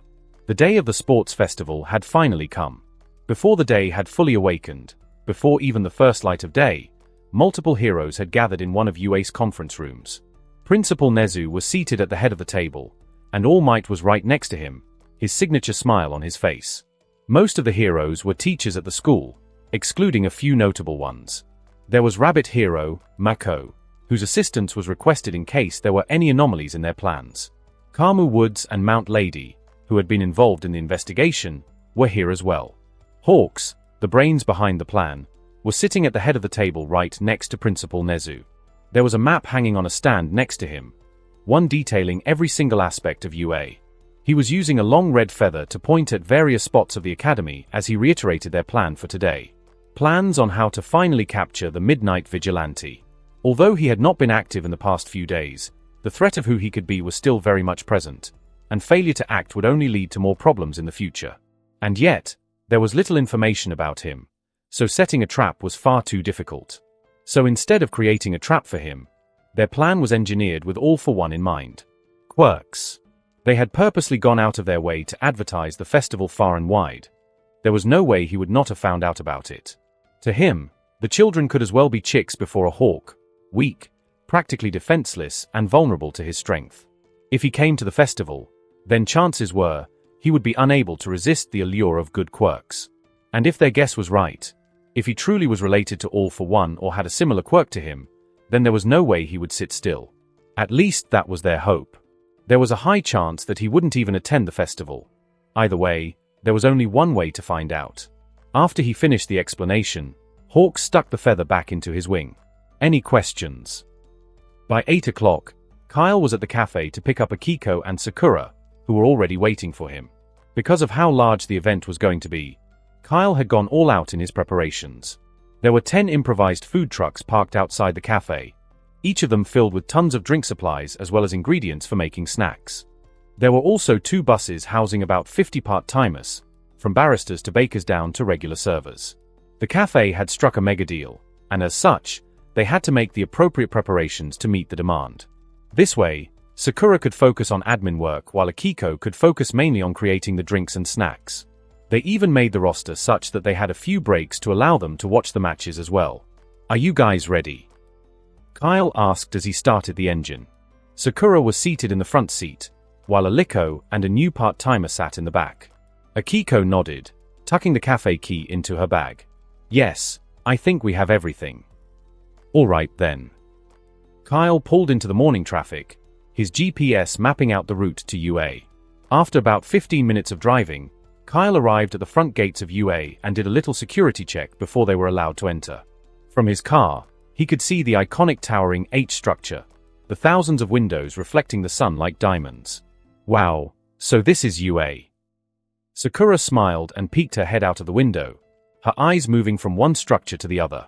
Most children, if not all, had the dream of becoming heroes, but then they were either quirkless like Sakura, or when their quirks were incredibly weak, they had to accept the glaring reality that they would never be heroes. Because UA was such a highly restricted place, normal people rarely had a chance to enter it, so this was the first time she was having a good look at the academy. Akiko and the part-timer also had their eyes glued to their windows, a faint smile on their faces as they took in the sight. Kyle drove for a few minutes and arrived at the stadium they would be using for the festival. The big three were already there, waiting for them as they arrived. Good morning. Nejira beamed as they got out of the car. You guys are pretty early. Mirio greeted them as well, offering Kyle a handshake as he walked up to them, while Tamaki politely nodded when his eyes met Sakura's before looking away. We can't afford to be late. Can we? We need to set up before the festival starts. Nejira nodded enthusiastically and slung her arms over both Kyle and Sakura's shoulders. Let's get going. The event starts in an hour. Akiko turned to the small army of part-timers and clapped her hands. All right, today is going to be hectic. You might see many, but there will be thousands of people in attendance. You need to be sharp, diligent, and hardworking if we don't want to fail, Boss Kyle. Is that understood? Yes. Akiko's face was stoic, displaying little emotion, but inside. Ah, they called me He. She cleared her throat. 10 of you come with me for the tour. The rest of you begin setting up. Yes. Nejira went on to give them a detailed tour of the stadium, from the rest areas to the main stage, down to even the VIP rooms. Since they were serving drinks and snacks, they needed to know every nook and cranny of the stadium. The entire tour of the building, coupled with the time it took them to set up, took about an hour, and by the time they were done, the festival had begun. They exchanged contacts in case there was any problem along the way, and then the big three turned around to leave. Good luck today. Do your best. Nejira waved as they went their different ways. Sakura turned to Kyle as they began walking. So what should we do first? Let's make sure everything is set up right. After that, we can decide whether to watch the festival or join Akiko. Sakura nodded and they began their inspection. First, they went to the stands where the crowd was. Already, nearly every single chair was filled, with thousands of spectators cheering as President MIC took the stage. He grabbed the microphone, the thousands of stadium speakers working to enhance his quirk even further. Are you ready? His voice engulfed the area, reverberating throughout the stadium. The crowd erupted in cheer, their enthusiasm earning up to the atmosphere. Welcome to the one, the only, UA Sports Festival. President MIC smiled, hands in the air as he reveled in the crowd's cheer. The sports festival will consist of 3 main events. He then went on to detail every single event that would happen for the 3 days the sports festival would be held. It was just like Kyle remembered from the anime. First was the obstacle course meant to test the students' girth and thin out their numbers. Second was the team-based cavalry battles. And finally, the tournament, which was the highlight of the arc, would begin. As the students began filtering into the arena to start the obstacle course, Kyle smirked as he watched them. All these wonderful quirks. Surely, they wouldn't mind if I took a few. The first thing on his mind was business. That is what they were here for. But Kyle could not pass up on such a golden opportunity. There were a few quirks that would be nice if he got, while there were some that he needed to get at all costs. A Hero Kirishima, Red Riot, Denki Kaminari, Charge Bolt, Toru Hagakure, the Invisible Girl. They were quirks he wanted to get, but the one he needed at all costs was Hitoshi Shizo. He had promised to help Tsumi solve her nightmares, and so far, his quirk was the only one remotely close to being useful. Kyle, we need to check the other areas, Sakura said while tapping his shoulder. All right, let's go. He stole one last glance at the stage before turning to leave. He had to be patient. Day 3. It was then he would make his move. Up in one of the VIP rooms, a striking woman was sitting cross-legged, sipping on a glass of wine as she stared down on the events below. She was in pure white clothing, and her stark white hair was packed up in a tight bun, leaving a few stray strands to caress her face. The woman's gaze sharpened as she set down the cup on the stool beside her, her movements graceful. Then she folded her hands across her ample chest and licked the crimson liquid off her lips. "What do you think of the students, Gerald?" Her butler bowed, staring at the ground as he spoke. "They all look magnificent, madam."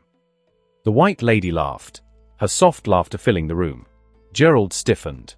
"I guess even worms may look cute when they wiggle around in the mud. You may leave." She picked up her binoculars and zoomed in on the stadium. Let the games begin. 2 days passed by like a blur. Except for the matches that happened during that time, nothing eventful had occurred. Everything so far had gone the way Cly had expected it to. There had been no changes to the plot so far. Both the obstacle course and the cavalry battle had been long completed, and now the gauntlet matches were in full swing. Kyle was seated in the crowd next to Sakura and Akiko, who had their eyes fixed on the stage as they ate from a large bowl of popcorn. They had both worked tirelessly for the last 2 days and are only getting to enjoy the festival for the first time since it began. "That guy has a really hard head," Sakura murmured as she munched on popcorn. A shocked expression appeared as they collided, a metallic shrill cutting past them. "The blonde one looks really strong too. These kids are scary." On the stage, Kirishima and Bakugo were locked in a blood-pumping battle, both of them unleashing heavy blows that rang through the arena. Bang! Bakugo unleashed a loud explosion, shattering the ground and nearly lifting Kirishima off the floor. Kyle took a handful of popcorn from Sakura, watching the fight with a bored expression. Sakura, on the other hand, could not be more excited. She tugged on his shirt, her eyes never leaving the stage. "Who do you think will win?" Kyle replied in a tired voice. "They both look strong. Maybe they will both faint like that other match we watched." Of course, he already knew the results of the fight, but he did not want to spoil it for them. "Hey, pass me some." A voice whispered sharply from within his shirt. Kyle sighed and whispered back. "Life was so much more peaceful when you stayed at home." Daisy chuckled as she grabbed the popcorn with her tiny hands, her little teeth biting into it. It's delicious. Give me another one." Kyle took another popcorn and brought it to his lips, pretending to accidentally drop it. Just as the popcorn was about to fall past his shirt, 2 tiny hands grabbed it and pulled in. "Show, when are you starting?" she muttered between mouthfuls. Kyle did not answer. He waited for a few seconds as a scene he had already seen in the past played in front of them. A resounding explosion that brought about the end of the match. He smiled and stood up. "Now," he whispered back. Ding. New quest. Title: Disaster Wears Black. Quest details: obtain at least 3 quirks before the end of the sports festival and take down anyone who stands in your way. Duration: 6 hours. Rewards: 15 stat points. Failure: 0. Kyle smirked. "Thanks for the assist. Now it's about time you left." Daisy gave him a salute just before she fizzled away into golden particles. "Kyle, are you leaving?" Sakura asked, looking up to meet his eyes. "Yeah, I want to stretch my legs. I'll be back soon. Should I come with you?" She was stealing glances at the entrance while trying to focus on him. It was kind of weird. Actually, everything going on was weird. Everyone here technically paid to watch children participate in a superpowered boxing match. It was like the tournaments in ancient times, just without the killing. Now it made sense how popular they were back then. "No need, enjoy yourself," Kyle said just before he left. With most people watching the matches, the hallway at UA's festival was completely bare, save for a few security guards spread around the area. 2 security men dressed in dark blue clothing were chatting with themselves while they watched the live broadcast of the show. "You see, I told you the blonde one was going to win. All right, cough it up, hee.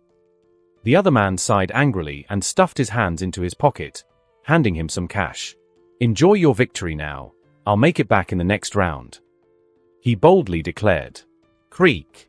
Both guards raised their heads simultaneously as they heard the sound of the door opening. The first guard stroked his cheek. Who could that be? No regular person was allowed to be in this area, and they had not gotten any transmission from guards at the door. Out of the door came a man dressed in pitch black from head to toe.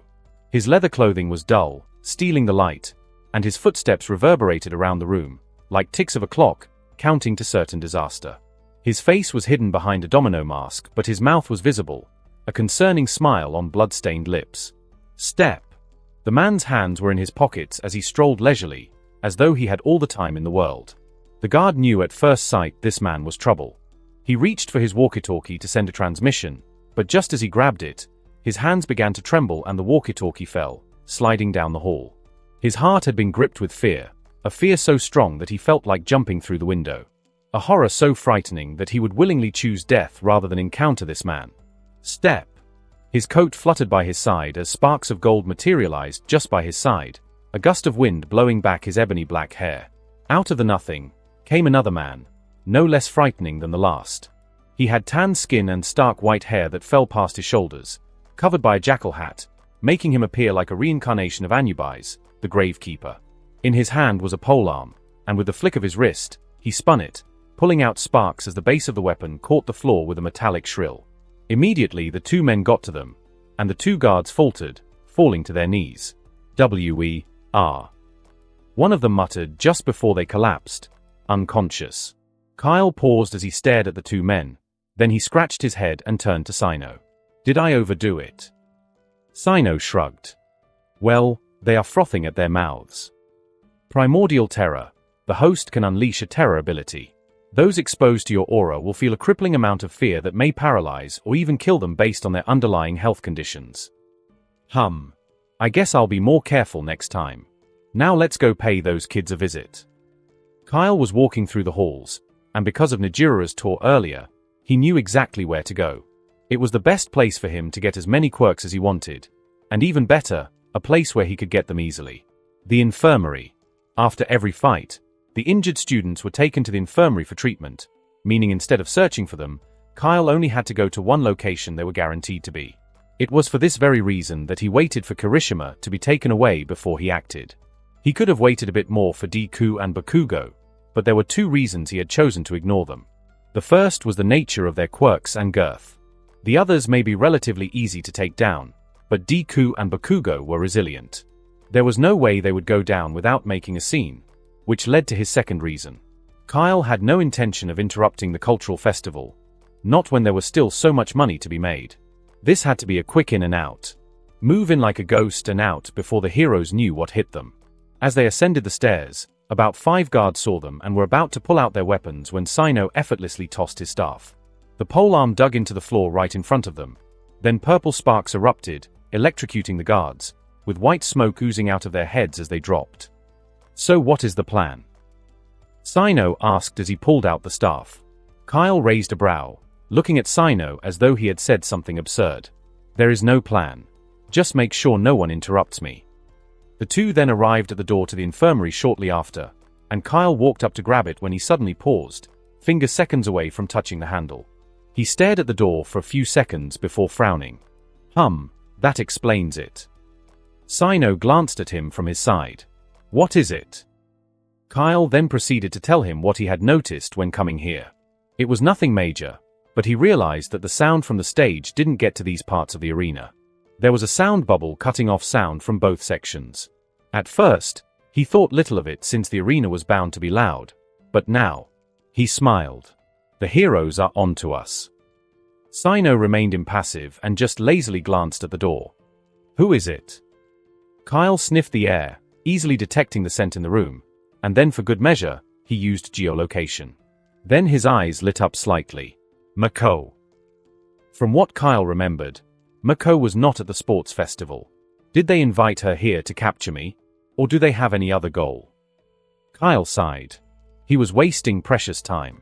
He took a step away from the door and nudged Sino. "Handle her. I'll take care of the others myself. When I'm done, I'll summon you back to myself." Sino nodded, the staff in his hand pulsing as he grabbed the door handle and stepped into the room. Kyle, on the other hand, was gone, vanished as though he was never there. Immediately as Sino stepped into the room, he was surrounded by thick, imperceptible darkness.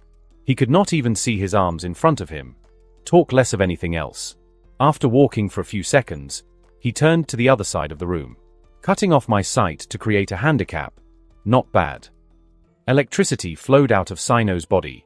darting around the room and seeping into the lights. For a second, the lights buzzed to life, dozens of bulbs lighting up the room.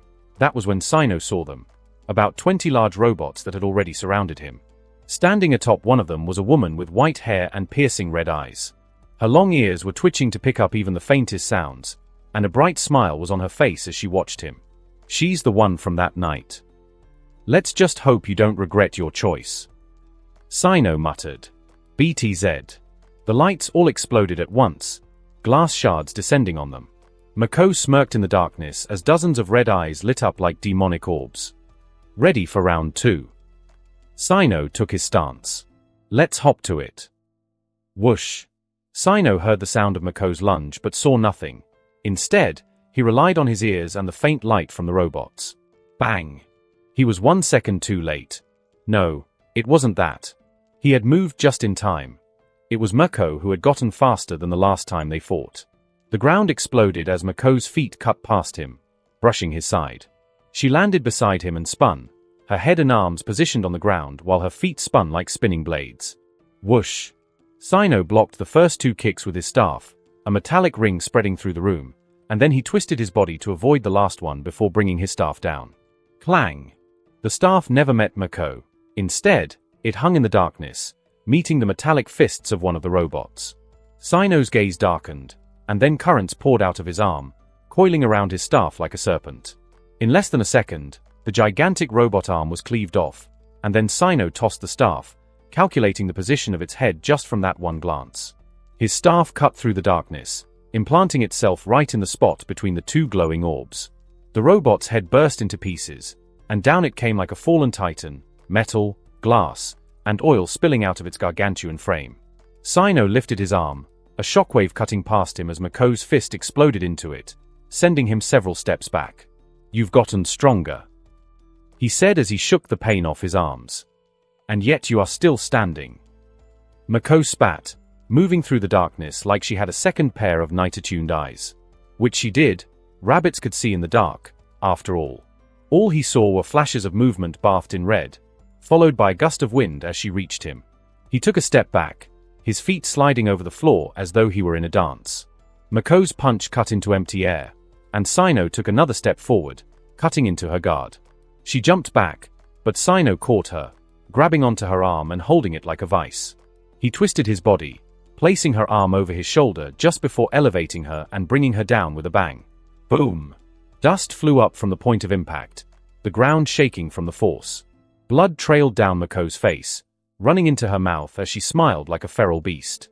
Sino, on the other hand, was smirking down as well, and Mako could see it in near-perfect clarity. No need to get so cocky. We've only just begun. She hissed. You shouldn't get so stressed. It will ruin your perfect hairline. Sino smiled. I hope your jokes hit as hard as your punches, Mr. Unknown. Sino, but you can call me Harry. This time, Sino chuckled to himself. Do you get it? Harry as in Harry. Mako gave him a deadpan look, a small silence even enveloping them. Personally, she didn't hate or like rabbit jokes, but she found it weird that he somehow seemed to have the right joke every moment. Even if most of them were plain stupid. Whoosh! Like a breakdancer, Mako spun out of his grip, distancing herself from Sino. The robots were about to lunge, but Mako pulled out the remote from her pocket and turned them all off. There was a whining sound as steel limbs fell, and the robots settled down, the red light still glowing in their eyes, the only sign that they had been active. I never wanted those clankers in the first place. Come on, Sino, let's see how good you really are. Her thigh muscles contracted, raw fibers of rippling muscles expanding as she tightened them, building up the pressure like a spring. The ground cracked, a net of cracks spreading under her feet, and then she vanished. All Sino saw was a faint flicker, a blur of white mixed with the ever-present vestige of red. There was a sharp whistle, like the sound of a jet engine at full blast, and then came the explosion. Kyle could already hear the explosive sounds coming from Sino's battle by the time he got to his next location. The heroes had done their best. They had moved the students from the infirmary and created a makeshift one for them at the other side of the stadium. If they had enough information about Kyle, then their plan would have worked. He would have been busy fighting Mako while they had enough time to regroup and come back with a counterattack. But they did not know about Sino. Worst of all, They felt they knew his quirks, but at the end of the day, all they knew was just an ember of what he was truly capable of. His sense of smell was greater than anything they could have imagined. He easily picked up the scents of the students and the teachers, which led him up to his room he was standing in. Without wasting any time, Kyle pushed the door open and stepped into the room. Then he quirked a brow, acting as surprised as he could, as his crimson eyes moved from one corner to the next. It was a trap, obviously. Eraserhead, Cementos, Ectoplasm, Blood Hero, and of course, Kamu Woods. These 5 powerful heroes were standing at different corners of the room. Their eyes locked on Kyle as their quirks burst into life. There was another door at the other edge of the room. That was Kyle's goal, as that door led right to the students. Am I so famous that I received such a reception? Kyle asked, his gaze moving from hero to hero. Hawks was right. He fell right into our trap. Kamu Woods mused. Cemento's eyes narrowed. So this is the vigilante? He looks far too dangerous to let go. I'll seal him with my cement and then we'll take him straight to Tartarus. Only Eraserhead, who witnessed his fight with Anomyu, knew that this would be no easy task. Back then, he had gone toe-to-toe with that beast, not only tanking its explosive blows but defeating it as well. All Might was probably the best person to fight him, but he could not leave the festival or people would suspect something was wrong. While Endeavor, the other viable option, was out on another mission. That was why Eraserhead was here. He was the equalizer, he was their secret weapon. How confident would you be without your quirks? Aizawa's hair shot up, floating above like a ghostly veil, and then his eyes burned red, glowing like embers. It didn't matter if he had 50 or even 100 quirks. Before Aizawa's gaze, everything would be erased. The Midnight Vigilante smiled and walked back to the door. He did not try to leave. Instead, he grabbed the key and locked it. Let's not waste any time, he said with a devilish smile on his face. Whoosh!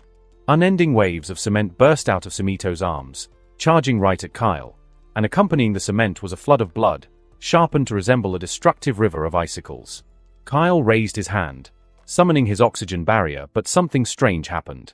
The shield did not appear. Bang! Cement and blood exploded at the side of the wall, nearly engulfing Kyle in the mess.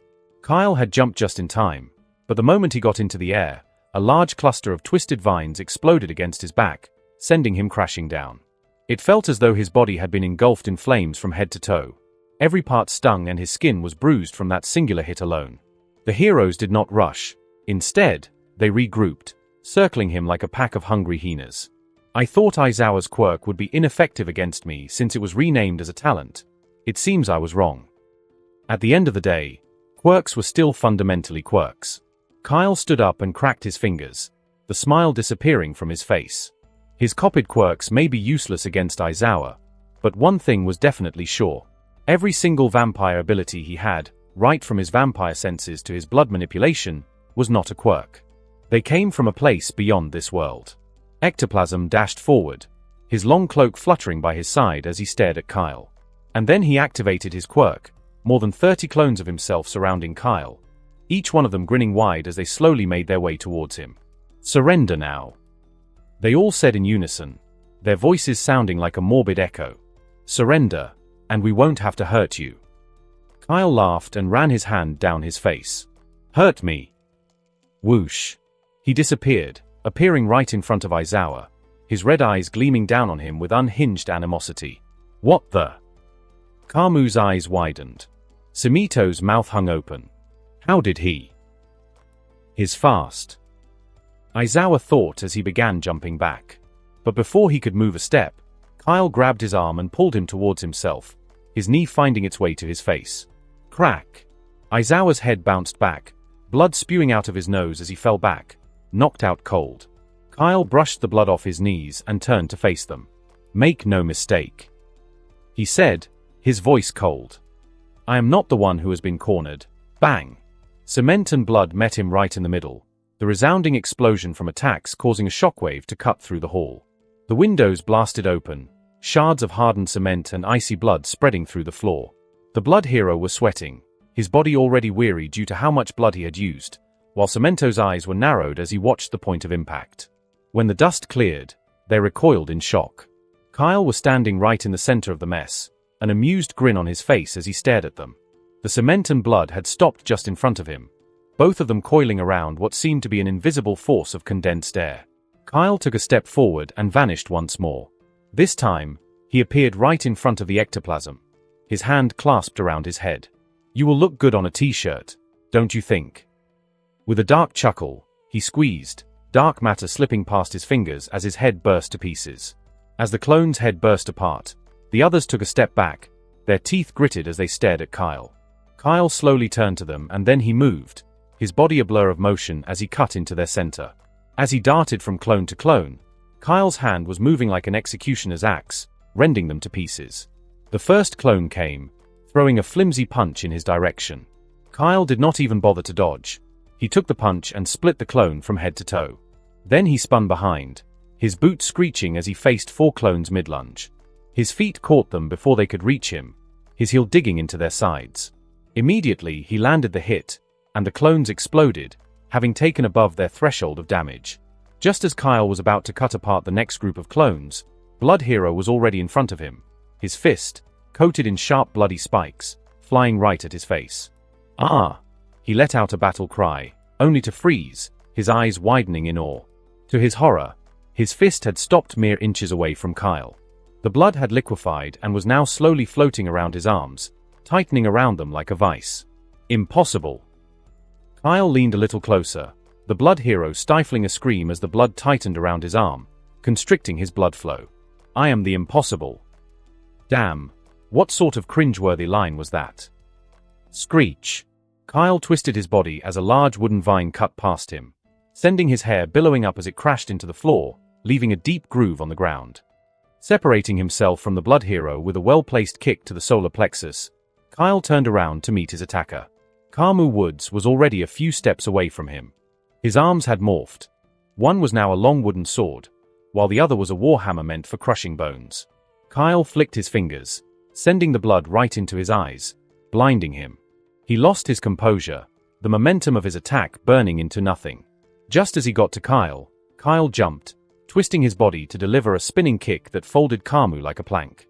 Like a rag doll, he was flung to the other side of the room, his body digging deep into the wall. Then Kyle dusted his arms and turned to face the 2 remaining heroes. "What was it you said, ectoplasm?" He took a step forward, calamitous energy forming on his right hand. "Ah yes, surrender now and we won't hurt you. Now allow me to make you an offer of my own. Tell me who's planned this, and I'll let you breathe through your nostrils for another day." How is he this powerful? Cementos thought, beads of sweat rushing down his face. There was no hero or villain in this level in their database. How was it possible that he just appeared? As though he had just come from thin air. The people he had just easily defeated were top heroes, exemplary individuals. And yet, he had brushed them off like they were nothing. He swallowed and lifted his hands, ready to blast off another rush of cement. "I can't let this man leave this room." Kyle cocked his head to the side. "I guess that is a no. All right then." TZZ. The energy on Kyle's hand suddenly fizzled into nothing, disappearing as though it was never there. He glanced at the side of the room, an annoyed look on his face as his crimson eyes met Aizawa's matching orbs. "I have to say, you are pretty resilient."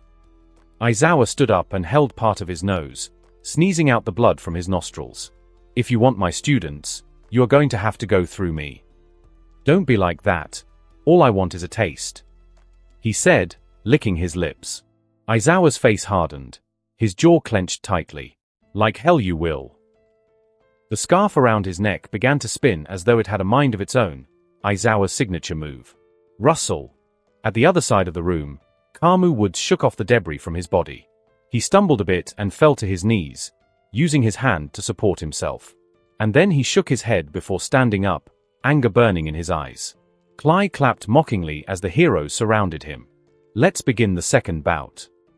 This time the heroes were far more ferocious. Now that they had witnessed the true extent of his abilities, they fought like their very lives depended on it.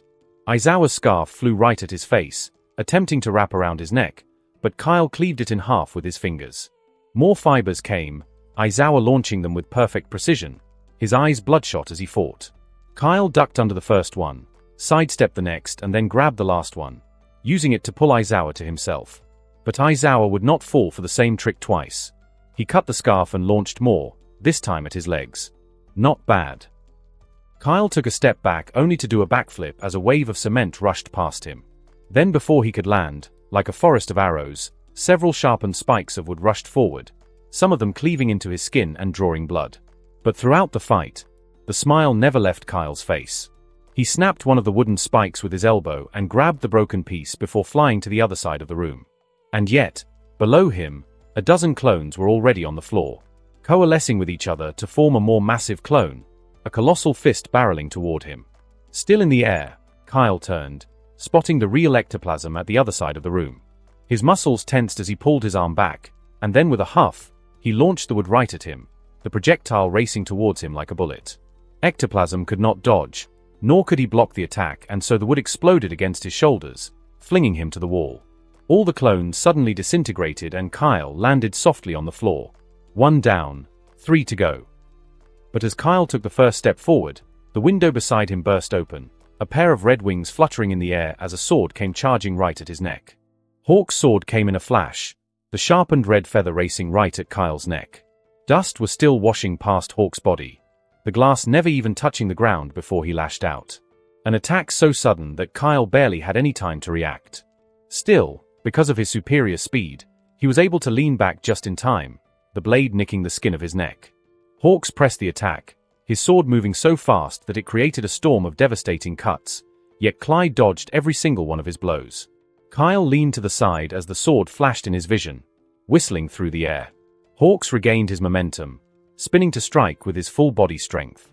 The air seemed to split, and time seems to pause as Hawk's blade comes down, carrying his pure, unsullied killing intent. Clang! Red met red, sword meeting sword as Kyle struck back with a sword made out of blood. Kyle smirked.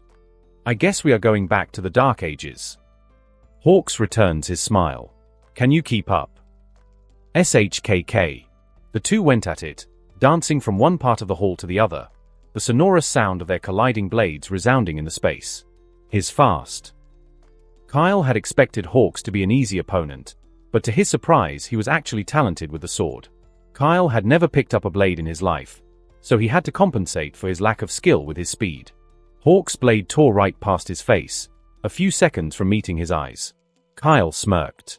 If he wanted to, he could easily defeat Hawks with his super strength, overwhelm him with his speed, or even bind him with blood manipulation. But where is the fun in that? He still had a little time before the next match would end, and so he decided to enjoy himself while he could. Hawks gritted his teeth as Kyle's blade sliced apart his shoulder, ripping into his shoulder and tearing into his skin. Blood soaked his clothing, and each time he would move, the fabric would brush past the wound, causing him a little pain that was terribly distracting. How is he this strong? Hawks mused as he engaged, his arms burning from overexhaustion. From the way he fought, Hawks could tell that he was already strong enough to fight on equal footing with the top 3 heroes. That is why he gave me this mission. Hawks' gaze darkened as once again Kyle deflected one of his attacks, pushing him back. Normally, vigilantes were taken in and reformed into heroes if they were valuable. So it was strange that the Hero Public Safety Commission had completely disregarded his talent. According to them, he was too dangerous to keep alive. Hawk's mission was simple: eliminate the Midnight Vigilante at all costs. It was a hard decision. They had not even confirmed if he was related to All for One, and yet they were being rash. Now Hawks knew why. This man, he can one day challenge All Might. Bang! Both fighters darted in opposite directions, about to continue when Hawks extended his wings, his majestic feathers spreading out around him. Goodbye. Whoosh! Dozens of feathers erupted from his wings like bullets, each of their sharpened edges racing towards the vigilante. Kyle sighed. I guess we are done playing. He tried to jump back only to realize that his legs had been bound by cement. And then Aizawa's scarf reached him, binding his arms, followed by tough wooden vines that firmly bound him. Well, damn. Kyle could feel his skin burning from just touching the wound, strength seeping from his skin. And then the storm came, dozens of wings tearing right at him. Boom! Tack-tack! Bang! One of the robots suddenly exploded, brightening up the dark room as Mako cut through it with a resounding kick. Sino, who had dodged behind the robot, grunted as the shockwave slammed into him, his body bouncing several times before coming to a halt. Mako's body was seeping dark smoke as she came from the fire, a wide grin on her face. Come on. How long are you going to hide your powers? Fight me for real. Damn it. Before Sino could stand up, she was right next to him, her thighs so tightly compressed that the veins bulged out. Just before she unleashed the blow, muscles recoiling like a sling. Bang! Sino's body caved as he flew backwards, crashing into the wall at the other end of the room. Cracks of cement fell past him, mixed up with dust, as he wiggled his way out of the Sino-snapped hole. This is getting tiring. He mused as he cracked his back. This woman is a battle freak.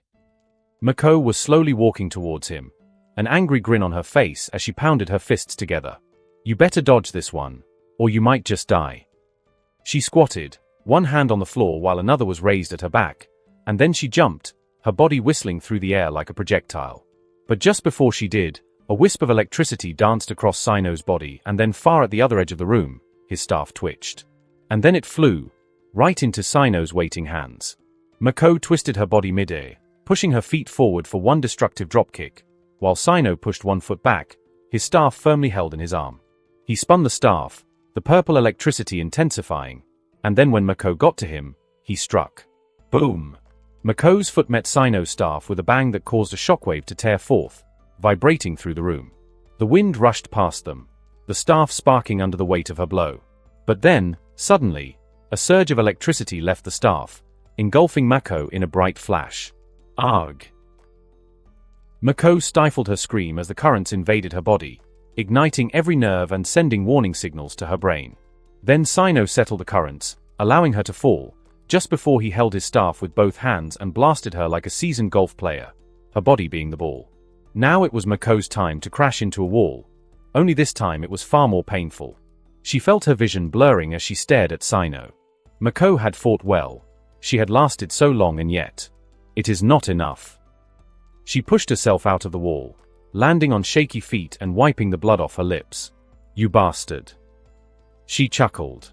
That almost hurt. Dozens of feathers tore right towards Kyle, some of them ripping into the floor and bringing out dust as they dug into the ground. And yet, Hawks was not done. Any feather that had done its job flew back into the air, soaked in blood as they went back into the bloody mess, digging deeper and then continuing the cycle. Soon, the dust became a bloody haze that engulfed the room in a thick stench of iron. Hawks! That is enough. Aizawa shouted, grabbing him by the arm. Hawk's gaze sharpened as he stared into the settling haze. Did I get him? Everyone stared at it in nervous anticipation, expecting to see a bloody, torn-apart man.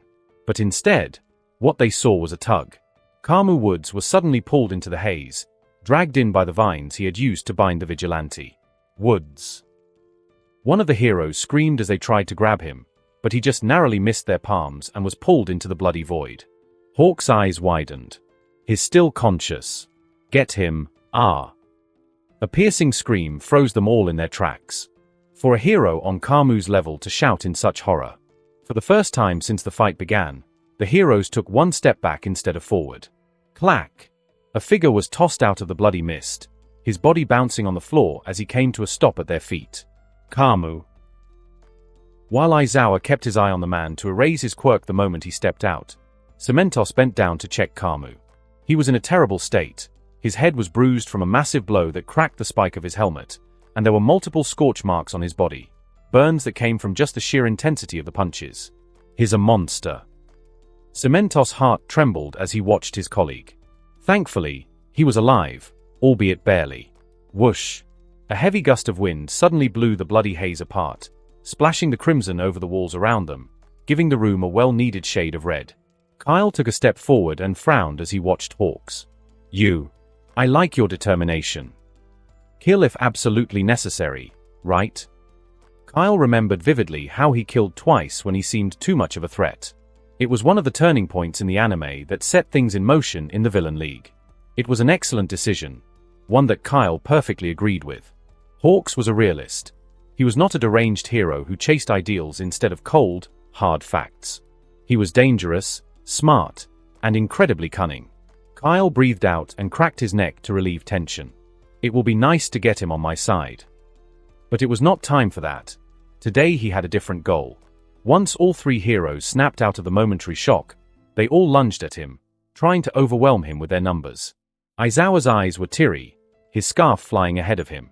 Hawk's gaze was sharp and filled with intense focus as his sword whispered in the air. And finally, a large wall of cement was rising behind Kyle, moments away from drowning him. But just as they all came, Kyle smiled. "Tell me, Hawks, did I do it as well as you? What does he mean by?" Hawks immediately spun, but it was already too late. The blood that had been smeared all around the room had left the walls, condensing into thousands of tiny pellets. Hawks turned back to stare at Kyle just as he mouthed the word. Bang! Boom! The pellets rushed forward like shotgun rounds, exposing the bodies of the pro-heroes, some breaking bones while others caused excruciating pain. By the time they stopped, all of them collapsed, their bodies thudding as they met the floor. Kyle breathed out a sigh and walked away from the mess. After the battle, Kyle took a moment to catch his breath, after which he walked up to the door of the infirmary. Before opening the door, Kyle used geolocation, but the moment he used it, he felt a certain emptiness in his body. Have I overused my energy? He had always wondered what the stat was for. It seemed it was only affected by how much he used his abilities. I'll have to conserve it more in the future. Since it was not nighttime, he was not enjoying the benefits of having 2 times the stats. Thankfully, the little time he had used geolocation was more than enough to see what was behind that door. There was no way the students could not hear the sound of Kyle's clash with their teachers. And now they had all gathered behind the doors, their quirks buzzing as they waited for him. Kyle gave them a few seconds, allowing them to grow nervous. And then, just when it looked like he would not enter, he kicked the door wide open. The hinges of the door broke, the metallic door caving and crashing into one of the students. The first person Kyle saw was Ida, charging right at him with his leg ready to unleash a heavy blow. But he was injured. All of them were. Even as Kaminari's body coursed with yellow currents, even he knew that he would be no match for the man who had taken out all their teachers. It took less than 5 minutes to knock out every single student, including the nurse, and then Kyle picked up the first student, a smile on his face as he sank his fangs into his neck. Quirk extraction successful. New skill obtained, electrification. Quirk extraction successful. New skill obtained. Hardening. Quirk extraction successful. New skill obtained. Brainwashing. Congratulations. Mission complete. You have obtained 15 stat points. Kyle wiped off the blood from his lips and sighed satisfactorily. He had gotten all the quirks he wanted except one. Invisible girl. Well, it is only natural. He turned to leave when he heard a light shuffling sound at the side of the room, one that was nearly imperceptible. Kyle paused and listened. He could hear the students quietly breathing, their breathing slow, which indicated they were asleep, and then he picked up something else. Like a flash, Kyle appeared behind one of the beds and smirked down at the empty space in front of him. Eek! A light, high-pitched voice rang out, 2 gloved hands waving in the air in terror. Found you. Now let's get that quirk. Kyle leaned down to grab her, but the moment his hand touched her, he immediately withdrew it. You're completely naked, aren't you? She was silent at first, then her cute voice came shortly after. Kyle gave her a deadpan look. You little pervert. I'm not a pervert. She was so flustered that she momentarily forgot the situation she was in. Oh, so you can speak complete words? Kyle asked, his tone mocking. The invisible girl grunted angrily, and then her gloves moved to her body, meaning she had folded her arms across her chest. Across her naked chest. I could just grab her. It was an option, but even as Kyle had practically infiltrated the academy and committed varied degrees of assault, he was not too keen on committing the second type of assault. He sighed and leaned down, staring at the empty space. Who knew being a clothesless pervert would save her today? Let's see. It should be around here. Whack! Before she could run, Kyle hit her on the head, not too hard that it would injure her, but enough to put her to sleep. Then he made a quick stop to visit the pro-heroes he had defeated. Name: Kyle. Title: Bloodlord. Class: Ancestral Vampire. Skills: Drain, After Dark, Passive, Blood Manipulation, Bloodlust, Primordial Terror, Geolocation, Aura Punch, Wind Barrier, Muscle Augmentation, Grandsire, Electrification, Hardening, Brainwashing, Fierce Wings. Summons: Sino, General Mahamitra. Level 25. Quests nil. Strength 140. Agility 100. Perception 99. Energy 88. Defense 57. Defense against wood -40. Bloodline stability 100%. Unassigned points 15. Hunger level low. Sires nil. As Kyle exited the room, he took a moment to look through his stats. Before he left, he decided to make a quick stop at the bloodstained room to visit the pro heroes he had defeated. And because of this, he acquired one new quirk as well. But when he was about to extract Eraserhead's quirk, Kyle received a very upsetting notification. Error. Cannot extract quirk at this moment. Kyle raised a brow. Why? The host's body is nearing its limit. To extract more quirks, the host must once again ascend. Ascend? Like I did last time. Correct, but my bloodline stability is 100%. Last time there was a clear way to ascend, and Kyle had even gotten a mission to boost his bloodline stability. Since he had gotten no new mission, Kyle had thought he was at the final stage of his bloodline stability. It seems I was wrong. Why didn't I get a notification? How do I ascend? For a blood rat to ascend, he must stabilize his unstable bloodline. But the host is now a bloodlord. What is a lord without his subjects? What is authority without an army? Ding. New quest. Title: The Lord's Crown. Quest details. Further ascend your bloodline by creating 5 sires. Special condition: sires must be people important to the plot. Duration: 2 years. Rewards: bloodline ascension. Failure: fated demise. Kyle read through the screen, and then his eyes settled on the last part. Fated demise. System: what do you mean by fated demise? This time the system took a few seconds to answer, which Kyle saw as strange. Fated demise, destined death, timeline readjustment. Kyle raised a brow at the system's choice of words. He could already guess where this was going, and he did not like it one bit. You are an anomaly in this world, and because of your influence, things are beginning to advance at a rapid pace. The timeline has been ruptured. Kyle allowed the words to sink in. The system was right. There were a lot of things wrong with the current world. One example was the heroes and villains. They were undoubtedly getting far stronger than they were originally meant to be. Initially, it was the Nomu and the Villain League's influence that caused the rapid growth. But now, a greater force had become a catalyst for their growth. Subconsciously, everyone was getting stronger, just so that they could rival him.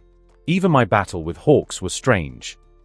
Hawks was normally more of a supportive rescue-type hero, but now he had shown skills that were meant to be above his current level. In order to adjust the timeline back to the main plot, the universe will have to adjust and force your erasure. Kyle's gaze darkened. To prevent this, you must ascend to Dark Sovereign and become an anomaly, someone invisible to the Overseer. Or else, just as Kyle was about to read the last part, the words glitched, blurring into nothing. System. Rebooting. Name: Kyle. Title: Bloodlord. Class: Ancestral Vampire. Skills: Drain, After Dark, Passive, Blood Manipulation, Bloodlust, Primordial Terror, Geolocation, Aura Punch, Wind Barrier, Muscle Augmentation, Grandsire, Electrification, Hardening, Brainwashing, Fierce Wings. Summons: Sino, General Mahamitra. Level 25. Kyle stared wide-eyed as the system went on to outline every single piece of information. Information that he had never asked for. I didn't ask for this. What were you about to say? Did you just crash? Scanning database.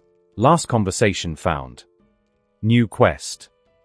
Title: The Lord's Crown. Quest details. Further ascend your bloodline by creating 5 sires. Special condition: sires must be people important to the plot. Duration: 5 years. Rewards: bloodline ascension. Failure: 70 random stat points. No. This isn't our last. Kyle froze when he read the last part of the notification. Failure: 70 random stat points. What the hell? If their whole conversation had not been based on the consequence of failure, Kyle would have thought he saw wrong. After all, the system was never wrong. But how is it that the failure punishment has changed? And wasn't the time duration 2 years? Something isn't right. Kyle's eyes sharpened as he watched the system. Fated demise. That was the punishment, and yet now it was something else. Someone had gone out of their way to manipulate the system to make it seem as though nothing was wrong. Someone, or something, didn't want him to read the system's final words. Detecting abnormal heart rate. Is there a problem, host? Kyle remained silent. Right now, he was not even sure it was his system or if someone was now manipulating it. Analyzing heart rate and pattern, conclusion reached. The host detects abnormalities in the system's functions. Suggestion. Contact the system engineer, Epilogue 073. Kyle breathed out an annoyed sigh and ran his hand through his hair. Who is Epilogue 073? He was already thinking of summoning Daisy, but if the system had a dedicated engineer, then it would be the one referred to as Daisy. Wait, she's the engineer. Kyle had always wondered what her purpose was since she seemed rather unneeded, and now he finally knew why. He mentally summoned her, and she appeared on his shoulder, golden sparks forming as she materialized from thin air. She had a piece of popcorn in her mouth and angrily glared at Kyle while she chewed. What? Kyle went on to tell her everything that had happened in the past few minutes, leaving nothing out. Daisy looked surprised and even boasted about how impossible it was. But when she summoned her own maintenance tab and scrolled through it, her mouth hung open. How is this possible? Her hand began rapidly typing on transparent keys that Kyle could not make sense of. Then she froze and took her hands off the keyboard. The system isn't being controlled, but someone did try to hijack it. Someone very powerful. The only good thing about what Daisy had said was that the system had not been hijacked. If that had happened, then it would have been difficult to trust any quest the system would have given because it could very well be the entity manipulating him to an uncertain end.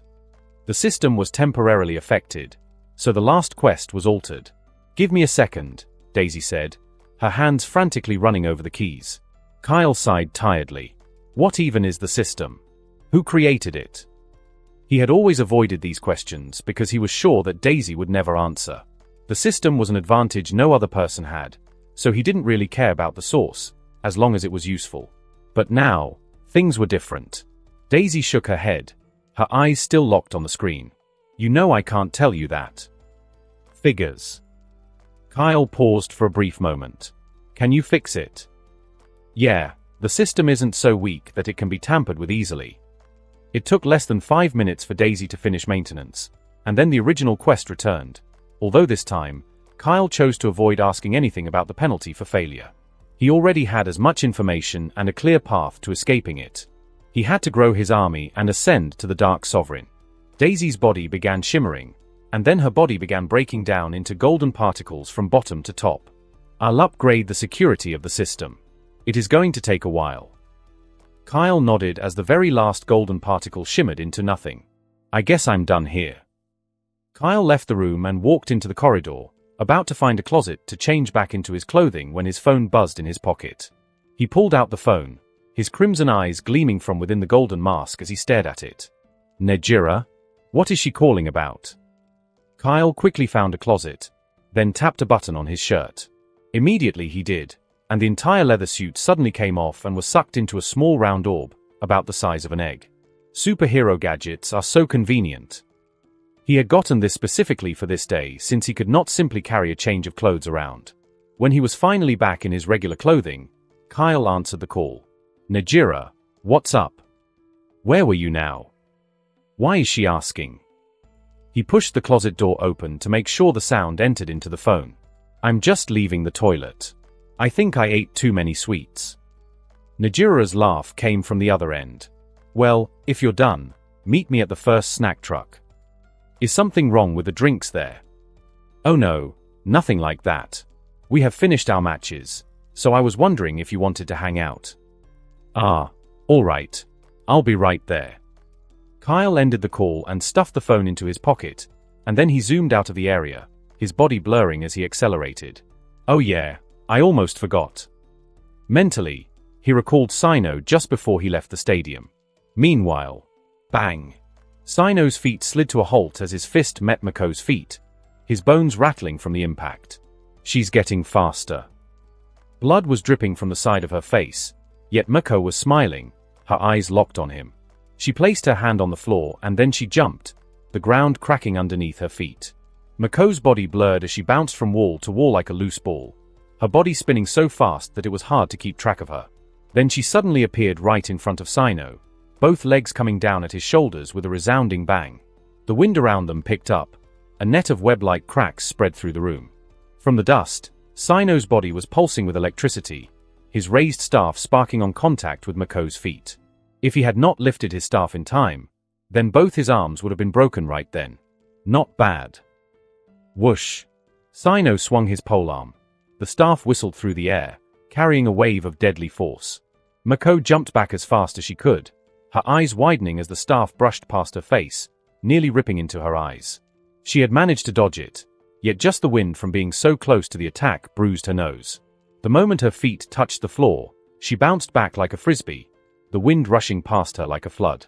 Then she rotated her body, spinning around so fast just before launching a drop kick that carried every single bit of momentum she had gathered. Sino, on the other hand, changed his stance, drawing one foot backward and pushing one forward. BTZZ.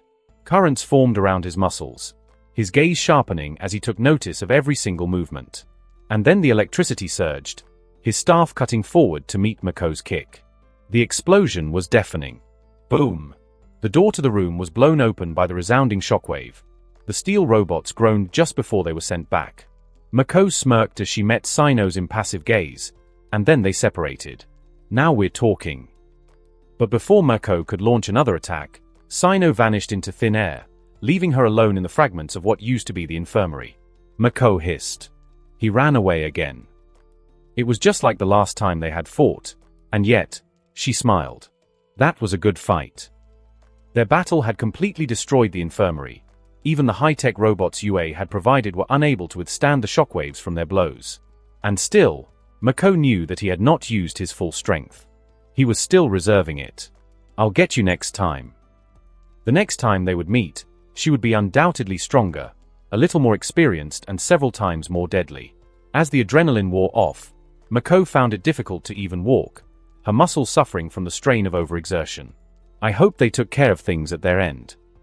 The first food truck was located not too far from the stadium's entrance, so it didn't take long for Kyle to arrive. There were a number of mobile benches and tables arranged in front of the truck, as well as a few chairs. When Kyle arrived, he immediately saw the big three seated at one of the tables. Over here. Najira waved him over. Kyle sat down and heaved a sigh. Don't you guys have matches?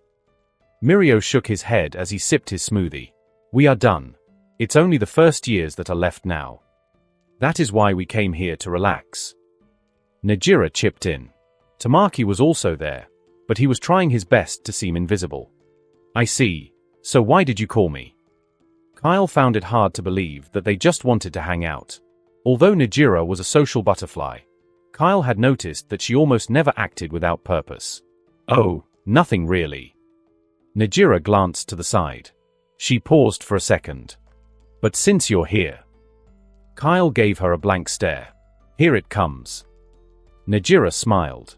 I hear you can do tricks with coffee. Her eyes were gleaming as she watched him with childish anticipation. Mirio chuckled and placed his smoothie on the table. Miss Akiko was here a few minutes ago for inspection, and she did a little coffee trick for Najira. Najira fell in love with the trick, and Miss Akiko told her that you are little better than her when it comes to tricks. So that was why she called me. Kyle sighed. Strangely, he felt used. It was like when a cute girl invites you on a library date only to make you do her homework. And this is not Kyle speaking from previous, experiences. He stood up and began walking towards the truck. All right, but you'll owe me one. After grabbing the things he needed, Kyle returned to where they were and performed a different trick for them. This time he created a drink mixture, similar to the way bartenders did it with alcohol. When he was done, they all stared at him in awe. Even some of the customers who were in line forgot themselves for a moment. Najira clapped, a bright smile on her face as she watched him. How did you do that? You are very fast. For a second I almost thought you had a speed quirk. Mirio commented, smiling as he nodded slowly. Tamaki stole a glance at the performance as well, and Kyle earned a single clap from him. Kyle smirked and set the cup down. It takes years of practice, hard work, and dedication to pull this off. Now that will cost you, Najira suddenly stood up, the table rattling from her sudden action. Can you teach me? Heh. Actually, it's not that, Ace. I'll pay for the lectures. It's not about the moan, I'm a fast learner. Kyle ran his hand across his face and tiredly sighed. No matter what he said, Najira seemed determined to learn no matter the circumstance. It's not like I have anything better to do. He had already accomplished what he wanted to do in the sports festival.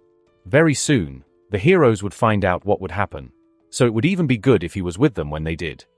Plus it would be good if I can make friends out of the big three. He had initially thought of making friends with the teachers or someone from 1A, just so that he could get some information from them. But after his visit, that was no longer very plausible. Alright, I'll teach you the basics. Really? Yes. Najira floated into the sky with her quirk, fist bumping the air just before floating to his side. Her hands were clasped at her back as she leaned in slightly, watching him with utmost focus. So, what do we do first? She asked, trying to make her voice sound serious. Kyle stroked his chin. Where do I start? He grabbed the smoothie he had made and passed it to Mirio, who happily accepted it while watching them. Is there anything you specifically want to learn? Najira thought it over for a moment before smiling. Coffee tricks. Those are really cool, aren't they? I really want to learn it. Coffee tricks. Hey. Coffee tricks are the hardest to pull off, but since Najira was already graceful, it shouldn't be too hard to teach her the basics. Kyle grabbed the cup of coffee and balanced it on his thumb. The first thing you need to do is understand every inch of this cup. Pick one up. Najira grabbed a cup and tried balancing it on her fingers. No, don't try to do it yourself. Crash. Heh. Najira looked down at the broken cup and then smiled at Kyle. Oopsie. This is going to take a while. After making sure that Najira had gotten used to handling the cup, they tried once again. This time, Kyle stood close to her, observing as she held the cup. She was doing well at first, but then the nervousness got to her and she started wobbling like a fish out of water. Calm down. Kyle held her shoulder with one hand and then placed his second hand under her elbow, stabilizing her. Then when he was sure she wouldn't drop it, he gently tapped the handle of the cup and it began to spin gently on her finger. Najira's eyes brightened, her lips parting slightly. Are you watching, Mirio? I'm doing it. Mirio clapped as he finished his smoothie. You are doing great. Tamaki raised a shaky thumb up. Nice work. Just like Najira said, she was a fast learner, and although she was not yet perfect, they went through a lot of things in a short while. Now it was time to give her a trick that pertained specifically to her. Kyle could do the things he could do because of his vampire bloodline, which increased his senses. As for Najira, Kyle held a half-full cup of coffee up to her. It's time you learned your special skill. Try levitating this with your quirk. Really? Alright, let me try it. She pointed at the cup and a golden wisp of energy flew out of her fingers. The energy beam curled underneath the cup and slowly lifted it into the air. It's working, she said excitedly. Just try to keep it stable. No, don't fall, Mr. Cup. The coffee in the cup was shaking because of the spiral nature of her quirk, and then the cup tilted off the energy beam and landed right on a man's head. Ah, damn it. Who the hell did this? The man angrily turned. He was wearing a baggy zip-up jacket, which was now coated in a fragrant layer of coffee. He angrily turned, his eyes landing on Najira, who smiled nervously. She quickly pulled out her handkerchief to wipe his shirt. I'm so sorry. But the man recoiled the moment her hand touched him, slapping her hand away. But Najira had already felt it. The moment she touched him, she noticed a hard bump underneath his jacket. He was hiding something. Why is there something under your shirt? What is wrong with kids these days? That was my phone, you dim-witted fool. He cursed, angrily wiping his body. Kyle's gaze narrowed. Who keeps their phone strapped to their chest? Before he could leave, Kyle grabbed his shoulder and spun him to face him. Then he grabbed the jacket and tore it open.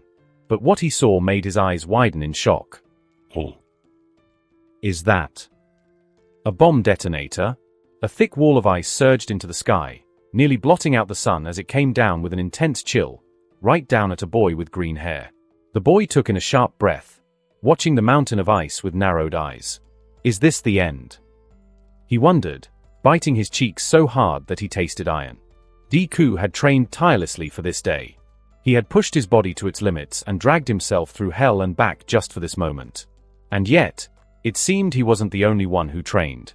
Shoto, Kaken, everyone was performing better than they would have ever done.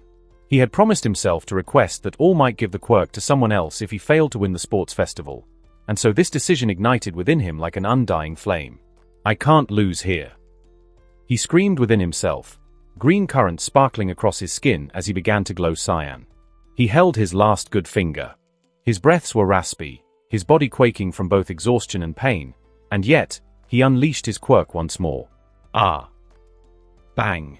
The battle raged on for a few more minutes, but in the end, both students were knocked out of bounds, resulting in a double elimination.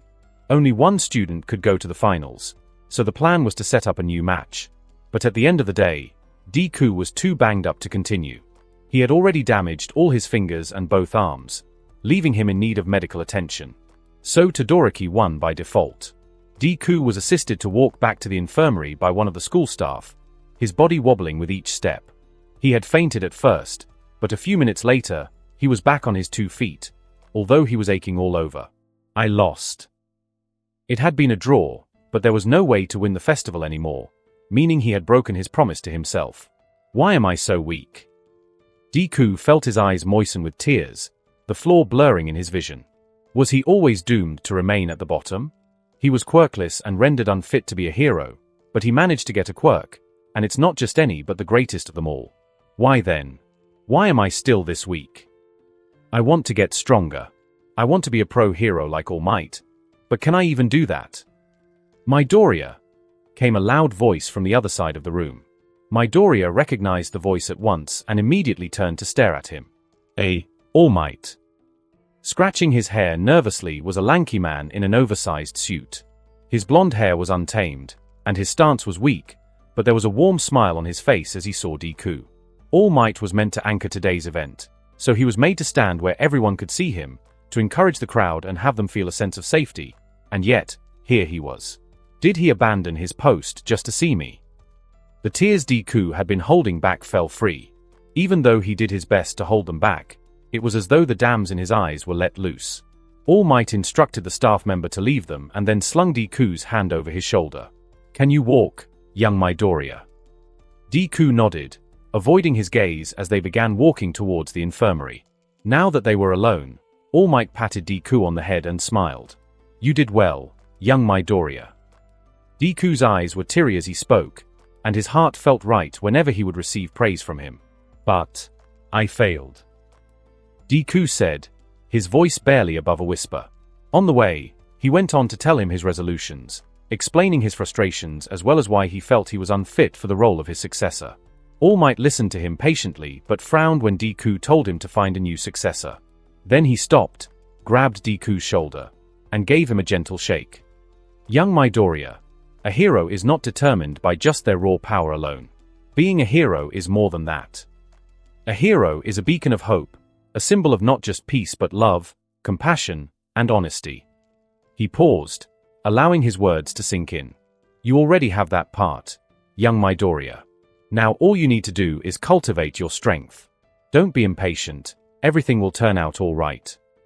The two of them spoke, but the conversation was brief.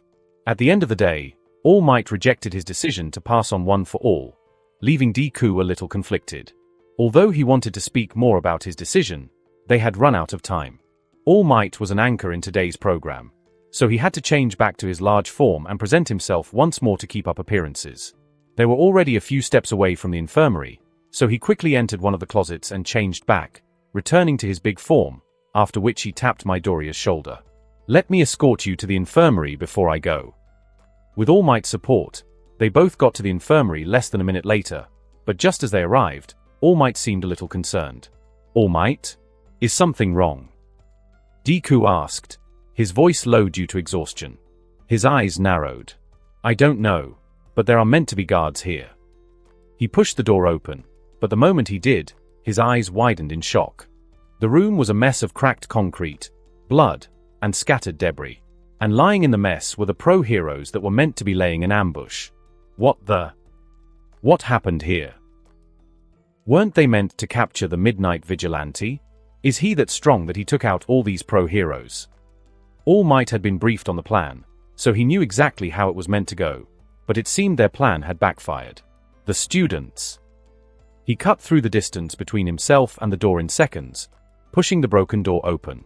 Deku, on the other hand, stared at the scene with wide eyes. Are we under attack? His mind went back to the man who had arrived at USJ, and he gritted his teeth. Is it him? All Might entered the room and sucked in a sharp breath when he saw his students lying unconscious all around him. He moved from student to student, confirming that every single one of them was all right before he stood up. He played us for a fool.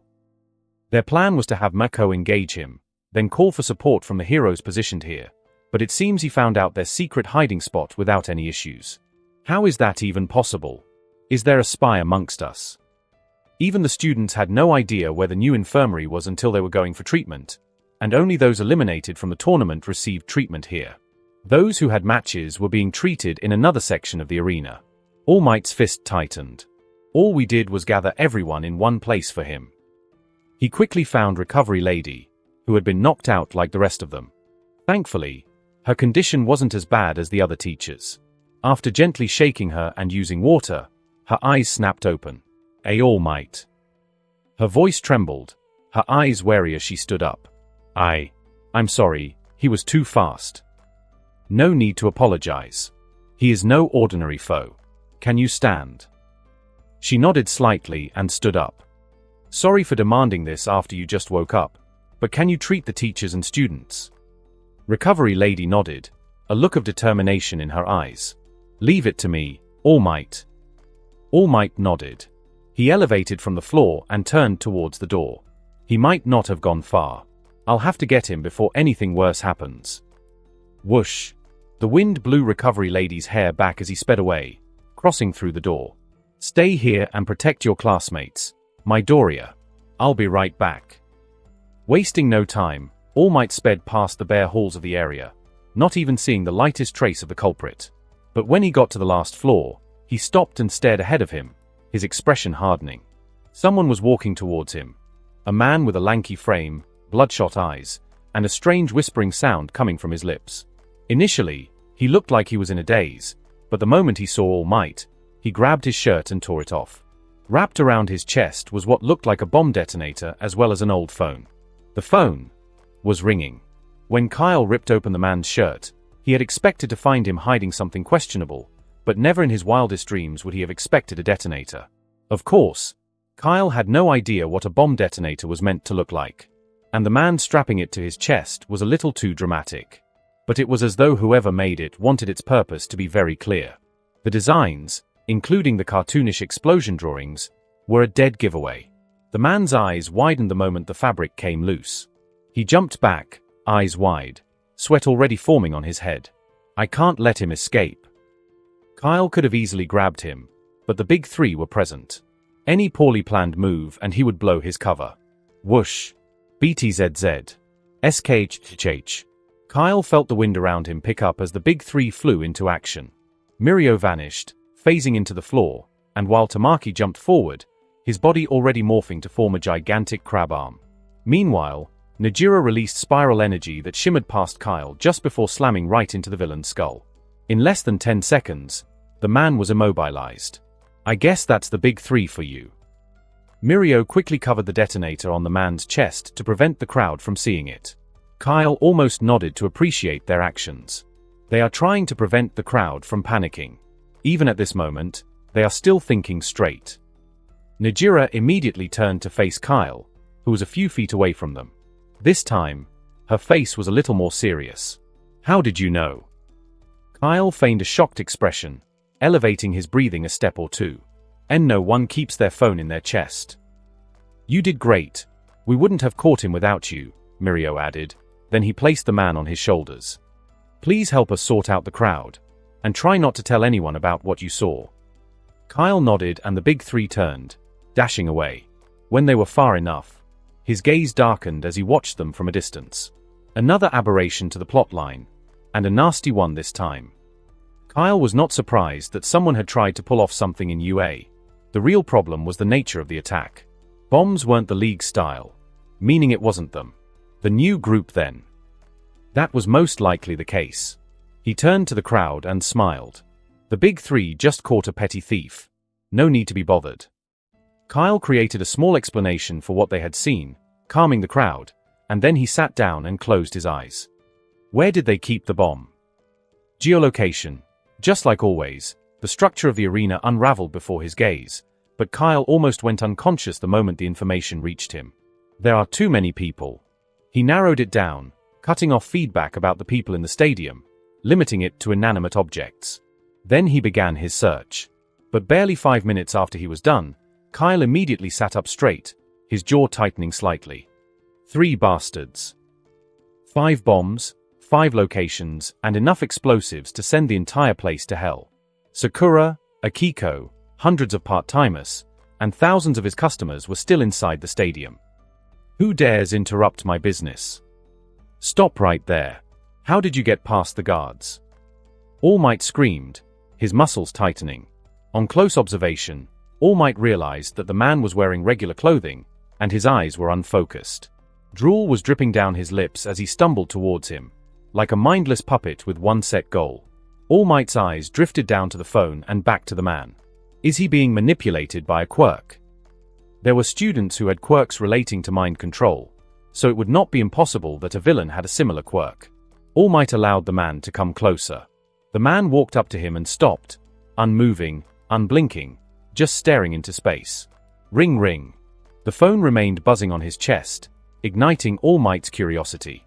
He grabbed the device and answered the call. Silence. Good day, All Might. The voice was smooth and fluid, so much so that it seemed strangely inhuman. Who are you? A light chuckle followed. Wrong question, All Might. The right question should be what have I done? All Might stole a glance at the detonator on the man's chest. There were a few times he had fought terrorists in the past, and that was why he recognized it immediately. Don't tell me. It is just like you are thinking.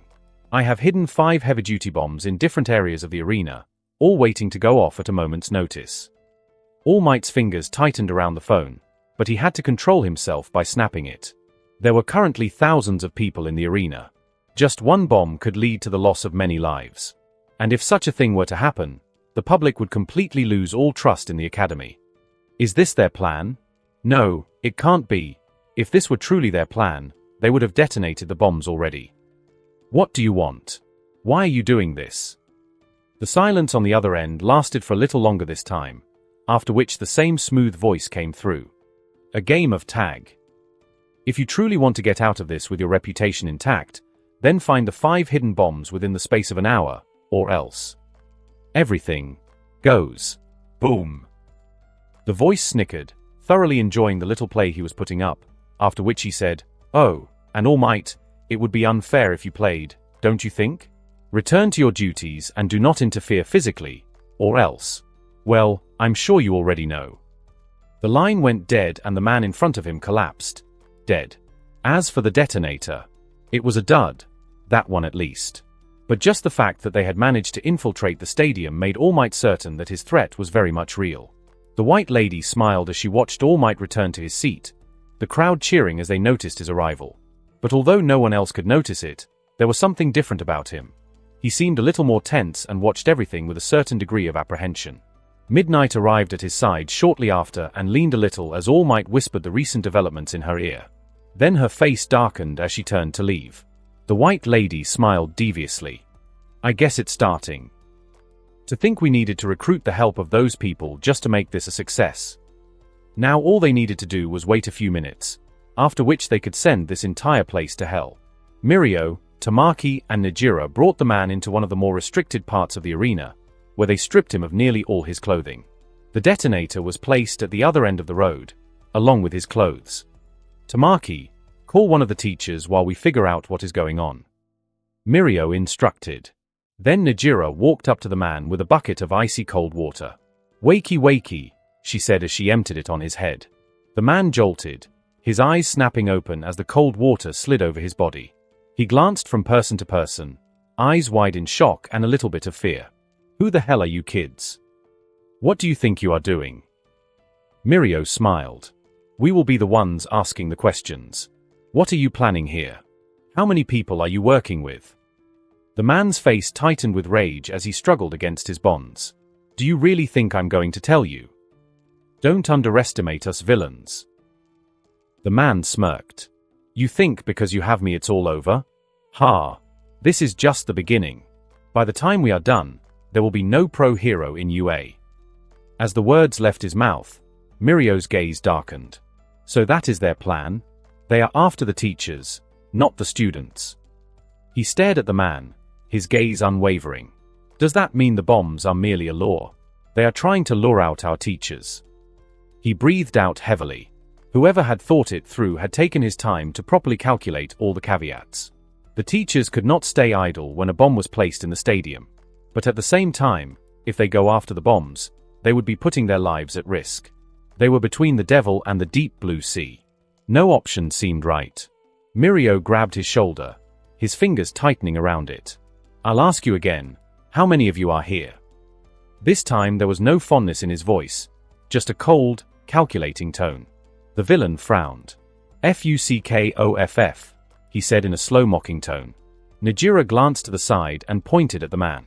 Tamaki, cut off his head. What the hell do you mean by that? The man screamed, sweat dripping down his face. Najira smiled, but it faintly reached her eyes, just a cold, detached, nearly inhuman smile. Meanwhile, Tamaki's hand morphed, transforming into a large crab claw that gleamed under the lighting. He took a step towards the man, his eyes locked on his neck. The villain gulped. Why you are heroes? You will never do, eek. He screamed the moment Tamaki locked the claw around his neck. Tears were forming in his eyes as he kicked his feet forwards in a vain attempt to flee. I'll talk. My bluff worked. Najira mused. There is a villain guarding each bomb and detonator. They are powerful villains meant to take on any pro-hero that will arrive, just a mere substitute. I swear, I don't know the true number, just that they are highly skilled. Are you saying there are more bombs? Mirio was taken aback. One bomb was already a big issue, but there were apparently more. The villain continued to divulge all the information he had, after which Mirio knocked him out again. Damn it, I didn't expect there to be more than one bomb. Worse of all, he doesn't even know where they are. It seemed as a security measure, he was only told the location of the bomb they were guarding. The only reason they had caught him was because he broke their rule and went out to get a drink. Tamaki, have you been able to reach the teachers? Tamaki shook his head nervously. No one is answering. Could it have already started? Mirio wondered, anxiety already building up inside him. It looks like we will have to act without orders from the teachers. Wait. Midnight just answered. Najira said, her expression blank as she listened in. Tamaki stopped trying to call another hero and instead came closer to Najira, who was reporting everything that had happened. But when Midnight began talking, all of them froze. What do you mean more than half of the teachers are unconscious? Mirio asked. All Might was the one who discovered it. Most of our heroes are in no state to fight. Could this be the work of this group? No, they want to lure the teachers. They wouldn't have gone after them. Mirio thought. And if they were the ones, then the heroes would be dead, not unconscious. I know this may be asking a lot. You are students after all. But we think this is an emergency. All Might can't join the search since they are watching him. Neither can we call for external help. Come and find us in the conference room upstairs. We should have thought of a plan before you got here. Yes. Midnight ended the call, and Mirio frowned. Let's go. Thankfully, they were already in their supersuits, so they had no reason to go back to change. But just before they stepped out of the room, Najira's phone began to buzz. She took it out of her pocket and checked the name of the caller. Kyle, cafe boss, did something happen? Najira answered the call and placed the phone on her ear. Hello? Najira, I found something when you left. What is it? It looks like a map of the arena, but there are some areas marked on it. Najira blinked. What? Kyle was silent at the other end. How had they missed something so important? If they were lucky, Then this could be a crucial piece of information.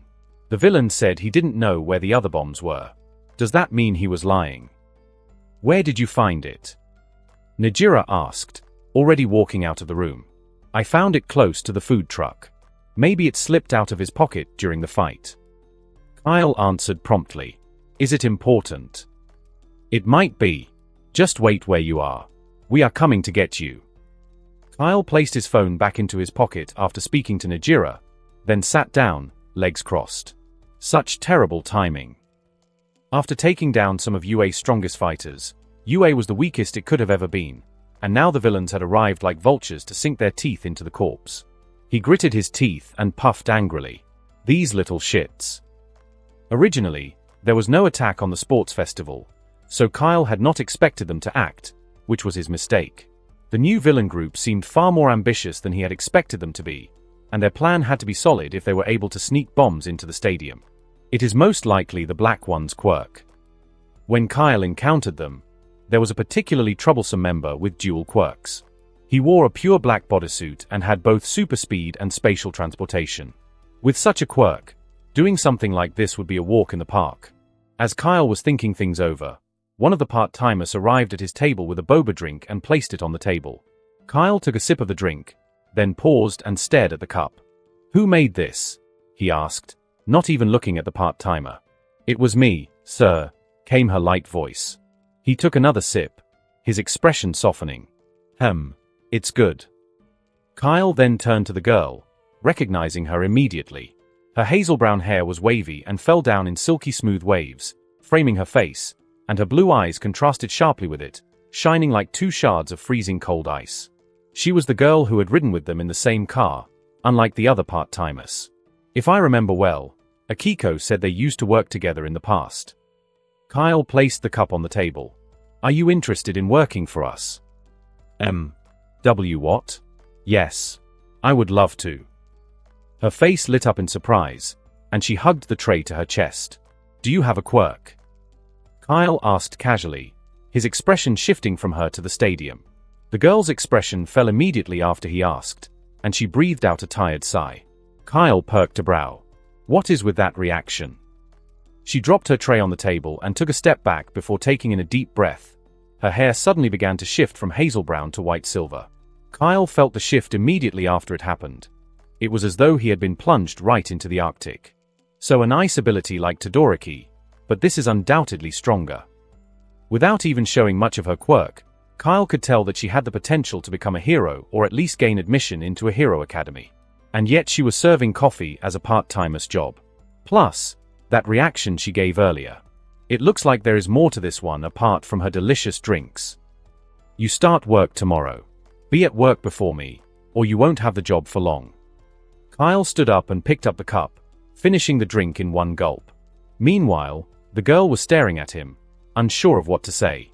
Kikimaru Cafe was slowly becoming one of the hottest cafes in the district, especially after this deal.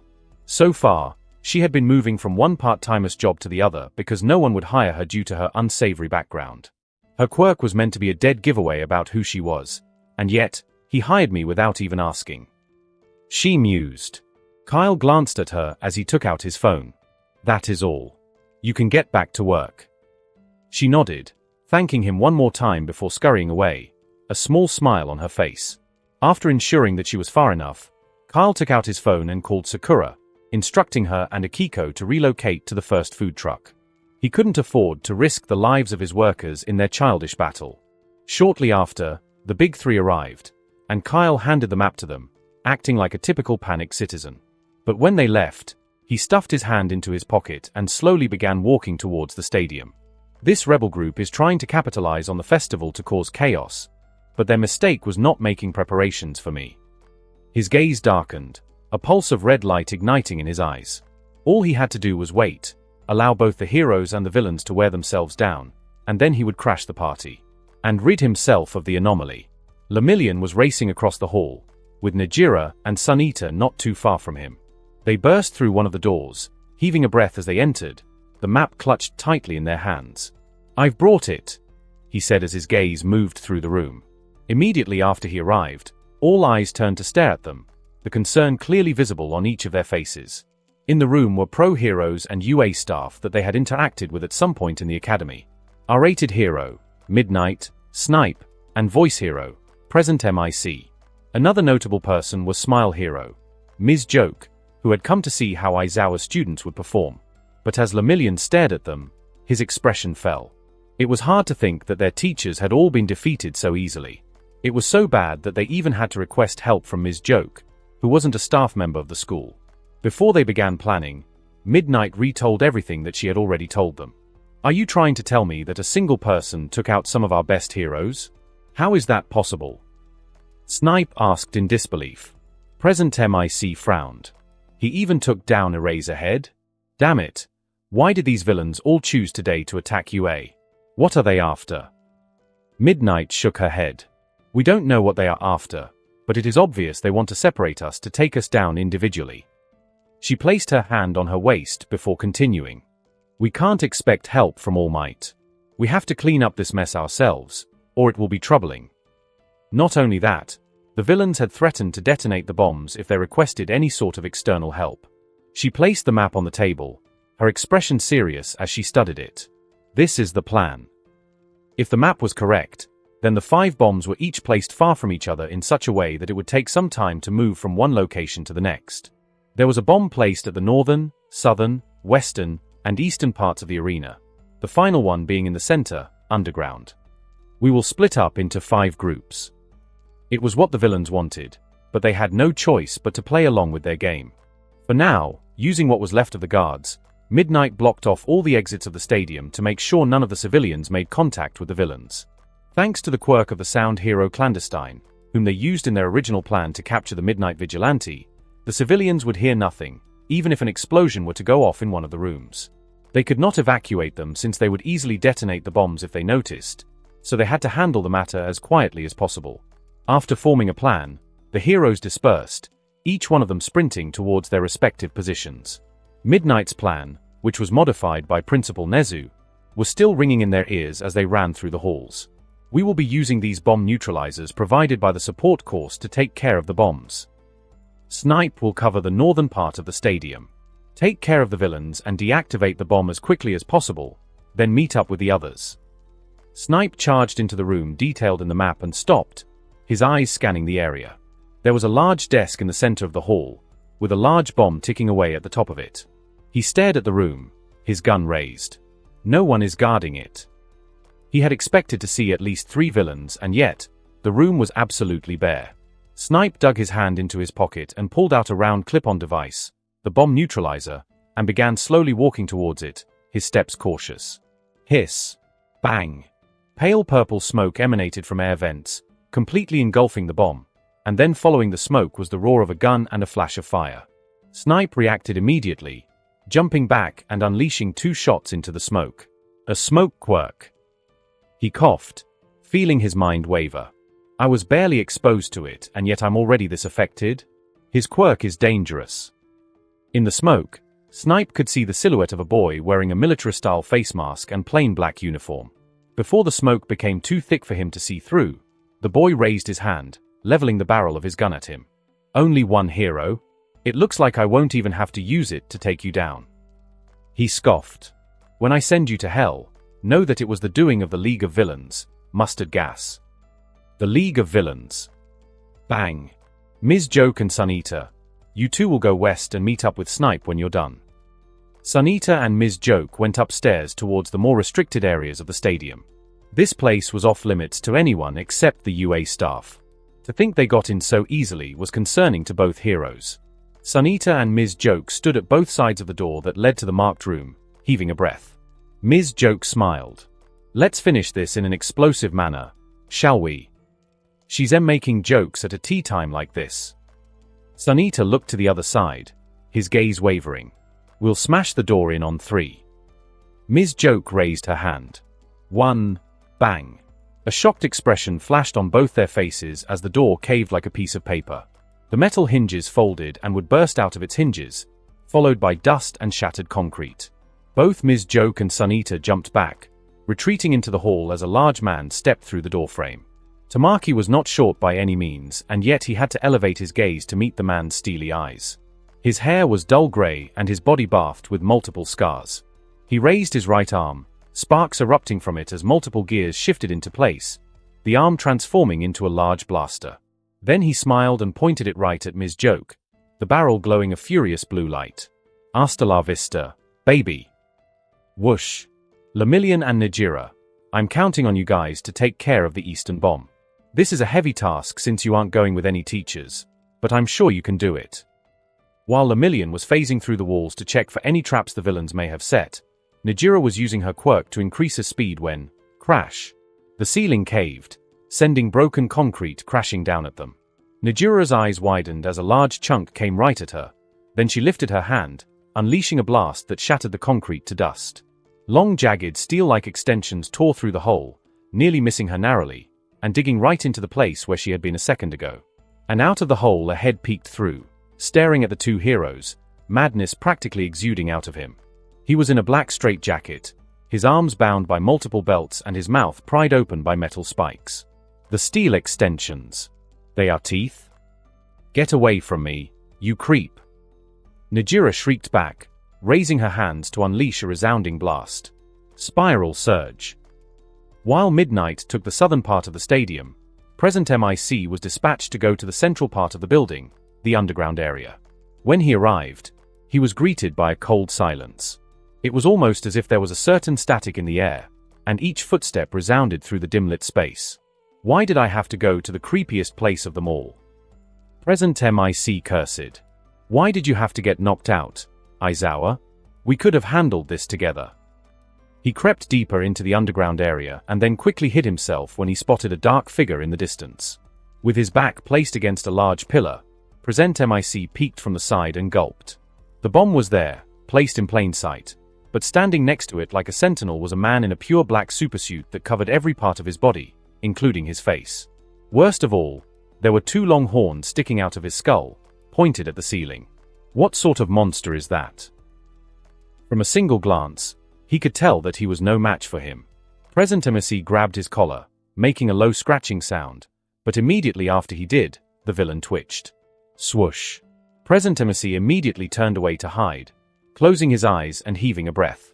Phew, he almost saw me. But the moment he opened his eyes, to his surprise, the dark figure was right in front of him. As noiseless as an owl, and with a face just as dreadful. The face of a demon. How did he? Ugh. In a flash, the villain lunged, painting the pillar behind Present MIC red as a crimson wave splattered out of his body. Hasta la vista, baby. The giant's arm pulsed, blue energy forming at the barrel of his arm gun, the energy filling the air with static. A smile appeared on his lips, a light chuckle filling the air just as he unleashed the blast. Whoosh. Sunita's eyes widened in shock as the energy beam was launched right at him. Wasting no time, he jumped to the side, pressing his body to the wall as the beam of energy tore past him. The force was chaotic. His clothing simmered from the heat as the shot brushed him, just before exploding at the other side of the wall. Ms. Joke was on the floor, trying her best to keep her composure after the nerve-wracking blast. Just that one blast was enough to destroy anyone's composure, and yet, Sunita pushed himself from the wall, taking in a deep breath. If I fail here, then the entire school is doomed. Tagata, Najira, every single person I know will die. The air around him picked up, his cape fluttering as he unleashed the full might of his quirk. His right hand twisted, his bones vanishing to nothing, a tentacle-like mass of contorting flesh appearing in its place. On his other hand, his pale white skin darkened, its color deepening until it formed a deep red. And then it swelled, a gigantic crab claw appearing in its place. Wings tore out of his back, thick clam shells appeared on his chest, and his eyes sharpened, his vision becoming far clearer. I can't lose. Ms. Joke stood up from the floor, dusting debris from her body with a wide smile on her face. Now that a student is so riled up, I can't possibly stand back, can I? She took a step forward. Surrender now, or get ready to laugh to your death. Ha ha ha ha ha. A deafening silence occupied the room. Then the villain perked his brows, staring at her with a puzzled expression. You're one crazy chick. You know that. He lifted his gun, the blue energy already forming as he pointed it at her head. Yet Ms. Joke did not falter. Up until, ha ha ha ha ha. She's a crazy chick. Ha ha ha. What the hell? Now, Sun Eater. Ms. Joke screamed, racing towards him. That was all Tamaki needed to hear. Using his enhanced body, he closed the distance between them in a heartbeat and swung his claw right into the giant's chest. Bang! The man was sent a step back, the raw power of the crab claw sending vibrations through his chest. The giant gritted his teeth. This kid is strong. Ha ha, you are strong, kid, he screamed at the top of his voice, confusion etched on his features. Why the hell am I laughing? Ms. Joke popped up right in front of his face, driving her elbow into his jaw. Then she dropped to the floor and delivered 3 sharp blows to his knees. Yet he did not fall. He stumbled back, trying to control his maddening laughter while at the same time defending himself from Sunita's claw swipes. Red blurred in his vision, and he shifted his foot back, ducking under the swipe. Then his arm morphed, the blaster giving way to his metallic fist that roared into place. In that moment, Sunita's tentacles wrapped around his neck, restricting his blood flow and oxygen. His vision blurred, his eyes beginning to water. And still, he was laughing uncontrollably, to the point that he felt his lungs would burst. Everything to him felt funny. Every sight was like a comedy piece in full swing. From Ms. Joke's dressing to the way Sunita's tentacles felt squishy on his skin. It was maddening. Gigatron had wondered why they only sent 2 heroes after them when they had so many teachers. Now he knew why. Her quirk is dangerous. If she were to use this on a crowd, then she could easily immobilize a large group. Just as his fist fit properly in place, he twisted his massive frame, causing Sun Eater to stumble, bumping into Ms. Joke. The Joke hero lost her footing, and just before she could recover, she saw it. A fist as large as her head. Steel fingers. A pulse of vicious blue energy. And a force more than enough to crack concrete. The fist exploded right into her chest, causing her bones to groan as several ribs snapped. With a smile still on her face, blood spewed out of her mouth and nose as she was flung into the air, hair flailing, arms terribly weak as she slammed into the opposite wall. Ms. Joke. Sun Eater screamed in despair, his heart racing as his teacher slumped, her breaths raspy and pained. He dashed toward her and shook her shoulders, but she was already unconscious, blood staining his hands as he removed them. Heroes each had their classes, which was why they were often sent in teams. While some heroes like All Might could do destructive damage, heroes like Aizawa were more suited to support roles. Ms. Joke was not meant to be on the front lines. And yet she had to because of his inexperience. She wasn't even a staff member at UA, yet she was risking her life to help them out. Oof, nice shot. The giant cracked his neck, creating a popping sound and then blew the smoke off his fist. Damn that crazy chick. My lungs could have burst. Then he stared down at Sun Eater, his gaze darkening. Now it's your turn, kid. Ms. Joke was lying in a pile of debris, her chest rising and falling weakly as a trail of blood formed around her. Sun Eater was breathing heavily, his vision blurred as the sound of footsteps rang in his ears, accompanied by the sound of his own heartbeat. Who are you? Why are you doing this? He asked, his voice layered with anguish. The sports festival had been going fine. Everyone was having a fun time until these people appeared. Well, I guess there is no harm in telling a body. He pounded his fists together, bloodlust flowing through him in waves. The name is Gigatron, the powerhouse of the Fallen Legion. And why am I doing this? He laughed. Because we wipe out every single one of you ants. He took his final step, standing right in front of Tamaki, a confident smile on his face as he raised his fist. Goodbye, kid. Boom. The ground quaked, a net of cracks lining the floor and cracking the walls as the fist came down. But when the dust cleared, to Gigatron's surprise, Tamaki was standing in the dust, his claw pushing against his metallic arm. Cracks formed on the chitin, pieces of red bursting out of it, and yet Sun Eater stood firm, his expression darkening. Half of his face hardened, turning red as a half mask of thick chitin lined his face. I swear, I'll stop you. Boom. Tamaki's tentacles slammed into his chest, leaving a nasty bruise that lined from the clavicle down. And then the two of them lunged, unleashing colossal blows that shook the room. Sunita's tentacles and claws were leaving vicious marks on his body, some blows even managing to dent his arm.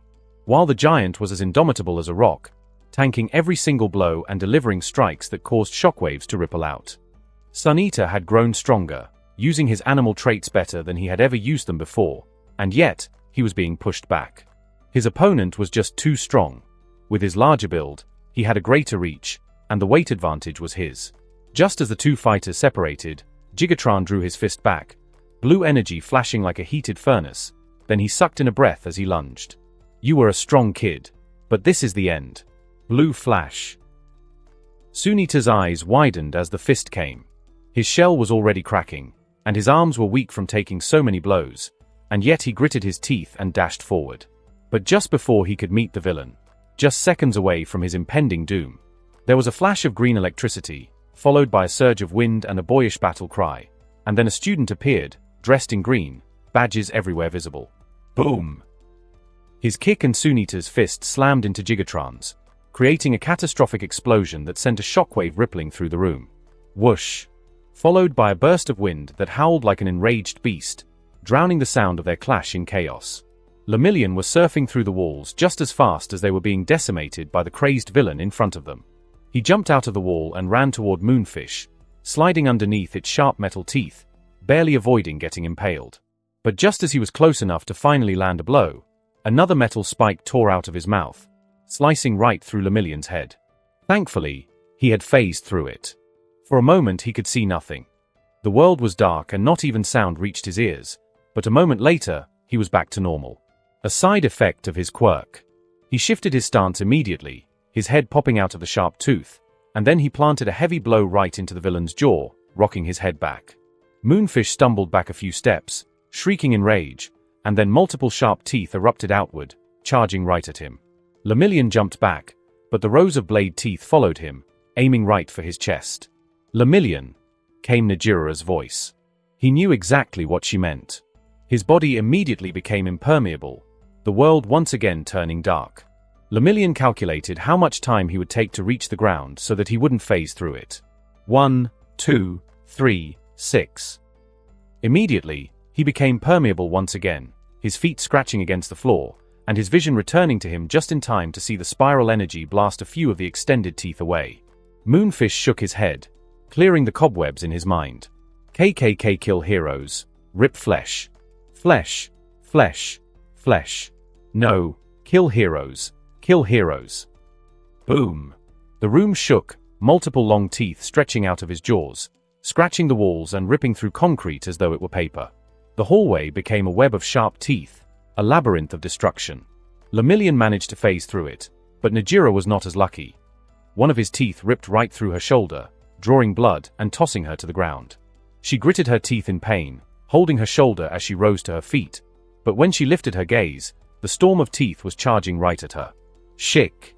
The teeth dug into the floor, multiple elongated spikes tearing the floor apart and creating screeching sounds. Dust blanketed the room, and Moonfish stared right at it, waiting for the cloud to clear, waiting to see the severed corpse.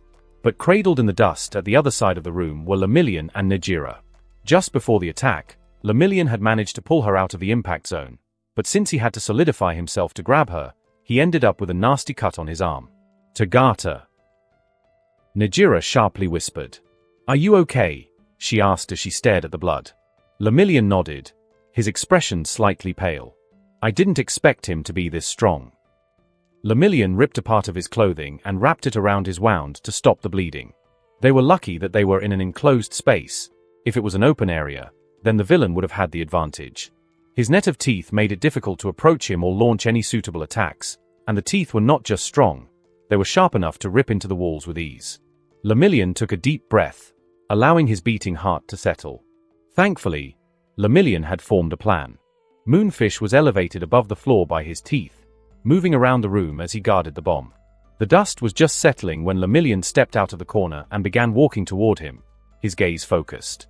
Immediately, Moonfish saw him. He shrieked, teeth flying forward like tentacles and crashing right into Lemillion. But he simply walked right through the attack, completely unfazed by it. Moonfish cocked his head to the side and unleashed attack after attack, each one with the same non-existent effect. Slowly, Lemillion was shifting Moonfish's attack pattern, slowly moving toward the left side of the room as he walked toward him. Tired of the constant failure, Moonfish screamed in rage, his mouth wide open as the tooth curved to the left, trying to impale Lemillion into the wall. "Now, Najira!" Lemillion screamed as he lunged forward. Najira popped out of the other side of the room, spiral energy forming in her hands and reflecting in her eyes. Lemillion had two goals. The first was to frustrate the villain, and the next was to find the perfect opening to attack. His teeth were almost always moving in a straight path from his face, so it was hard for Najira to get a direct shot because it was also protecting him. But now, Najira had a clear shot. Najira jerked as the blast left her body, her hair blowing back from the wind. Whoosh! The spiral currents flew, passing right through Lemillion and exploding against Moonfish, causing him to scream in pain. And then Lemillion came, like a phantom, snaking right through his defenses, to unleash a hellish blow that rocked his head backward. Bang! Finally, Moonfish stumbled, the strength leaving him as he fell to the floor, the teeth retracting back into his mouth. Yes, we did it. Najira shouted in joy, fist bumping the air. Lemillion smiled, wiping the beads of sweat that had formed on his face. He quickly jogged up to the bomb and placed the tag atop it. Immediately, as the tag made contact, the ticking sound stopped and the digital display of the bomb darkened. Lemillion turned to Najira. Let's go find the others. The sound of a wet, dragging noise, as well as light footsteps, reached their ears, interrupting Lemillion. Then came a deep, horrific voice that caused their blood to run cold. There will be no need for that. A voice that was barely human, a broken tone that sounded like an incomplete piece.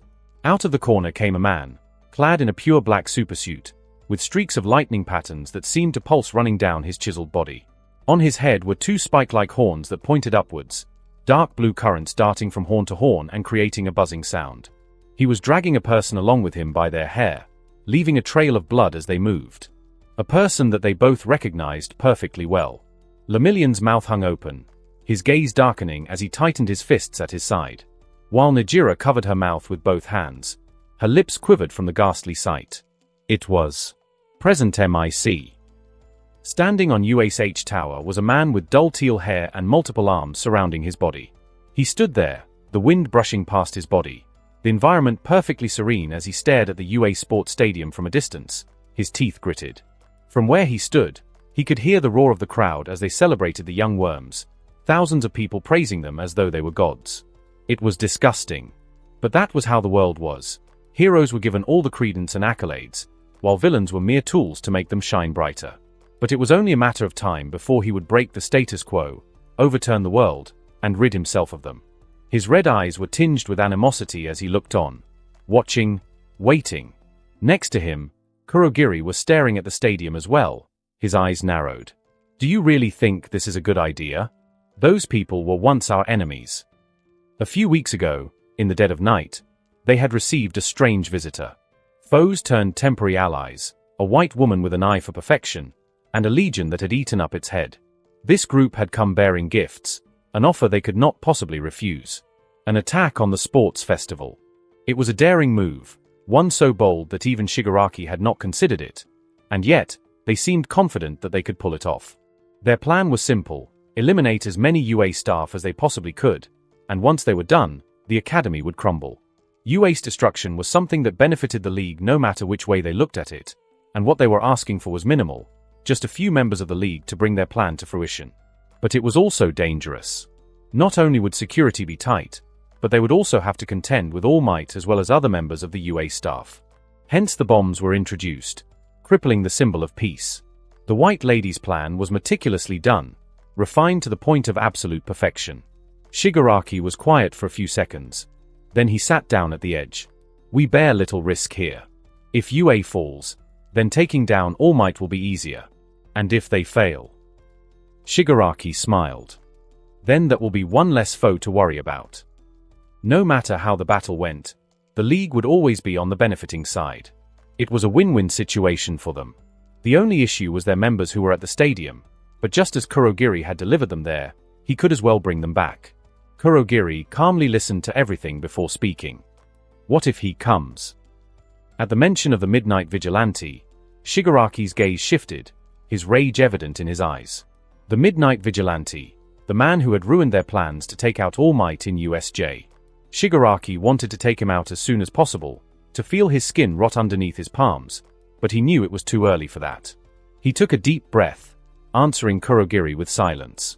Midnight strolled into the southern part of UA, her whip tightly held in her arm as she pushed the door to one of the inside rooms open. Standing there, holding a large rectangular bar of metal on her shoulder, was a burly woman with fuzzy hair. And just behind her was the bomb, creating a low buzz as it sat quietly at the side of the room. "So you are part of them," Midnight said, her voice layered in ice. The villain smiled and slowly undid the wraps on the large metal piece she was holding. "I'm just following orders." Before she could finish a sentence, Midnight lunged at her, and then she balled her fists, ready to deliver a punch when she suddenly froze. Her body was engulfed in a strange pink energy that curled around her like a dark mist. "What is this?" Then, just as fast as she had come, she was repelled back, crashing right through the wall behind her. Bang! Midnight stood up slowly, feeling her back ache from the crash. "What sort of quirk is that?" The villain smirked, adjusting the magnet on her shoulder. "No need to be so hasty." Just like before, Midnight was engulfed in the strange energy once more, her body moving against its will as she was pulled to the villain. She raised her hands up in defense, but the villain shifted her aim, ramming the large magnet into her stomach instead. Midnight gasped as the air was knocked out of her lungs, blunt pain surging through her body. ACK. She fell and gagged, her hands and knees on the floor as she slowly raised her head to see the villain. Bam! The villain planted her foot in her back, her heel digging into her spine. Midnight rolled to her back, her eyes widening as the foot came again, this time right at her face. "I thought UA teachers would be a little tougher. How disappointing." She frowned as she stared down at Midnight. "Good night, teach." The foot came down faster than the last one, but Midnight skillfully rolled to the side, and then, using her arms, she quickly propelled herself from the floor and stood on her 2 feet. She was breathing heavily, her body bruised from the earlier attack. "She's stronger than I thought. Underestimating her will cost me." The problem was that quirk. Whenever it was used, Midnight would be helplessly pulled or propelled away like one half of a magnet. "I need to save my quirk until I am completely sure I won't miss." Her only advantage was that the villain probably had no idea what her quirk was. If she caught wind of it, then she would know to avoid it. If that were to happen, Midnight would lose her only ace. "I have to try to use her quirk against her." Midnight sucked in a sharp breath as she sprinted forward, meeting the villain just in front of the bomb. She drove her fist forward, brushing just past the villain's head, then went for a low kick that was blocked by the magnet. Before the villain could retract it, she placed her foot on it and jumped. Crack! Twisting her body mid-air, Midnight delivered a spinning heel kick, driving it right into her shoulder. The villain stumbled back, nearly knocking the bomb off the table. Her jaw clenched in pain as Midnight cut right through her defenses, her whip seconds away from marring her face. But in that moment, Midnight froze once more, the same energy seizing her body and sending her back like she weighed nothing but air. Crash! Midnight gagged, her eyes half closed as her body exploded against the wall. Then she dropped to her feet, her legs shaky. Now I just need her to use her other ability.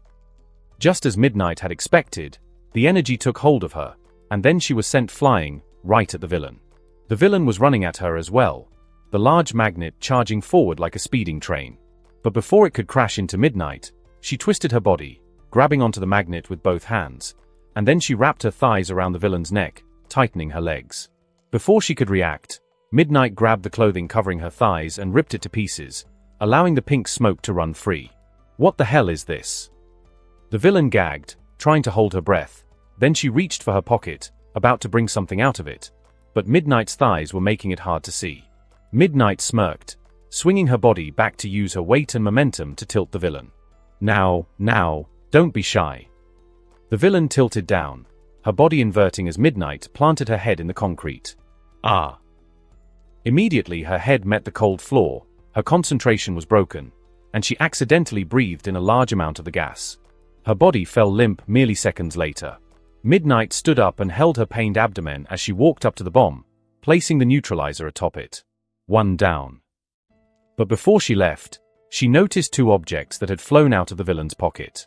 The first one was a small, round yellow device, a complex-looking piece of technology, while the other was the bomb's detonator. Midnight picked up the device and stared at the strange patterns curiously. "What is this? We are under attack." Deku found it hard to believe what he was seeing, yet it was right in front of him.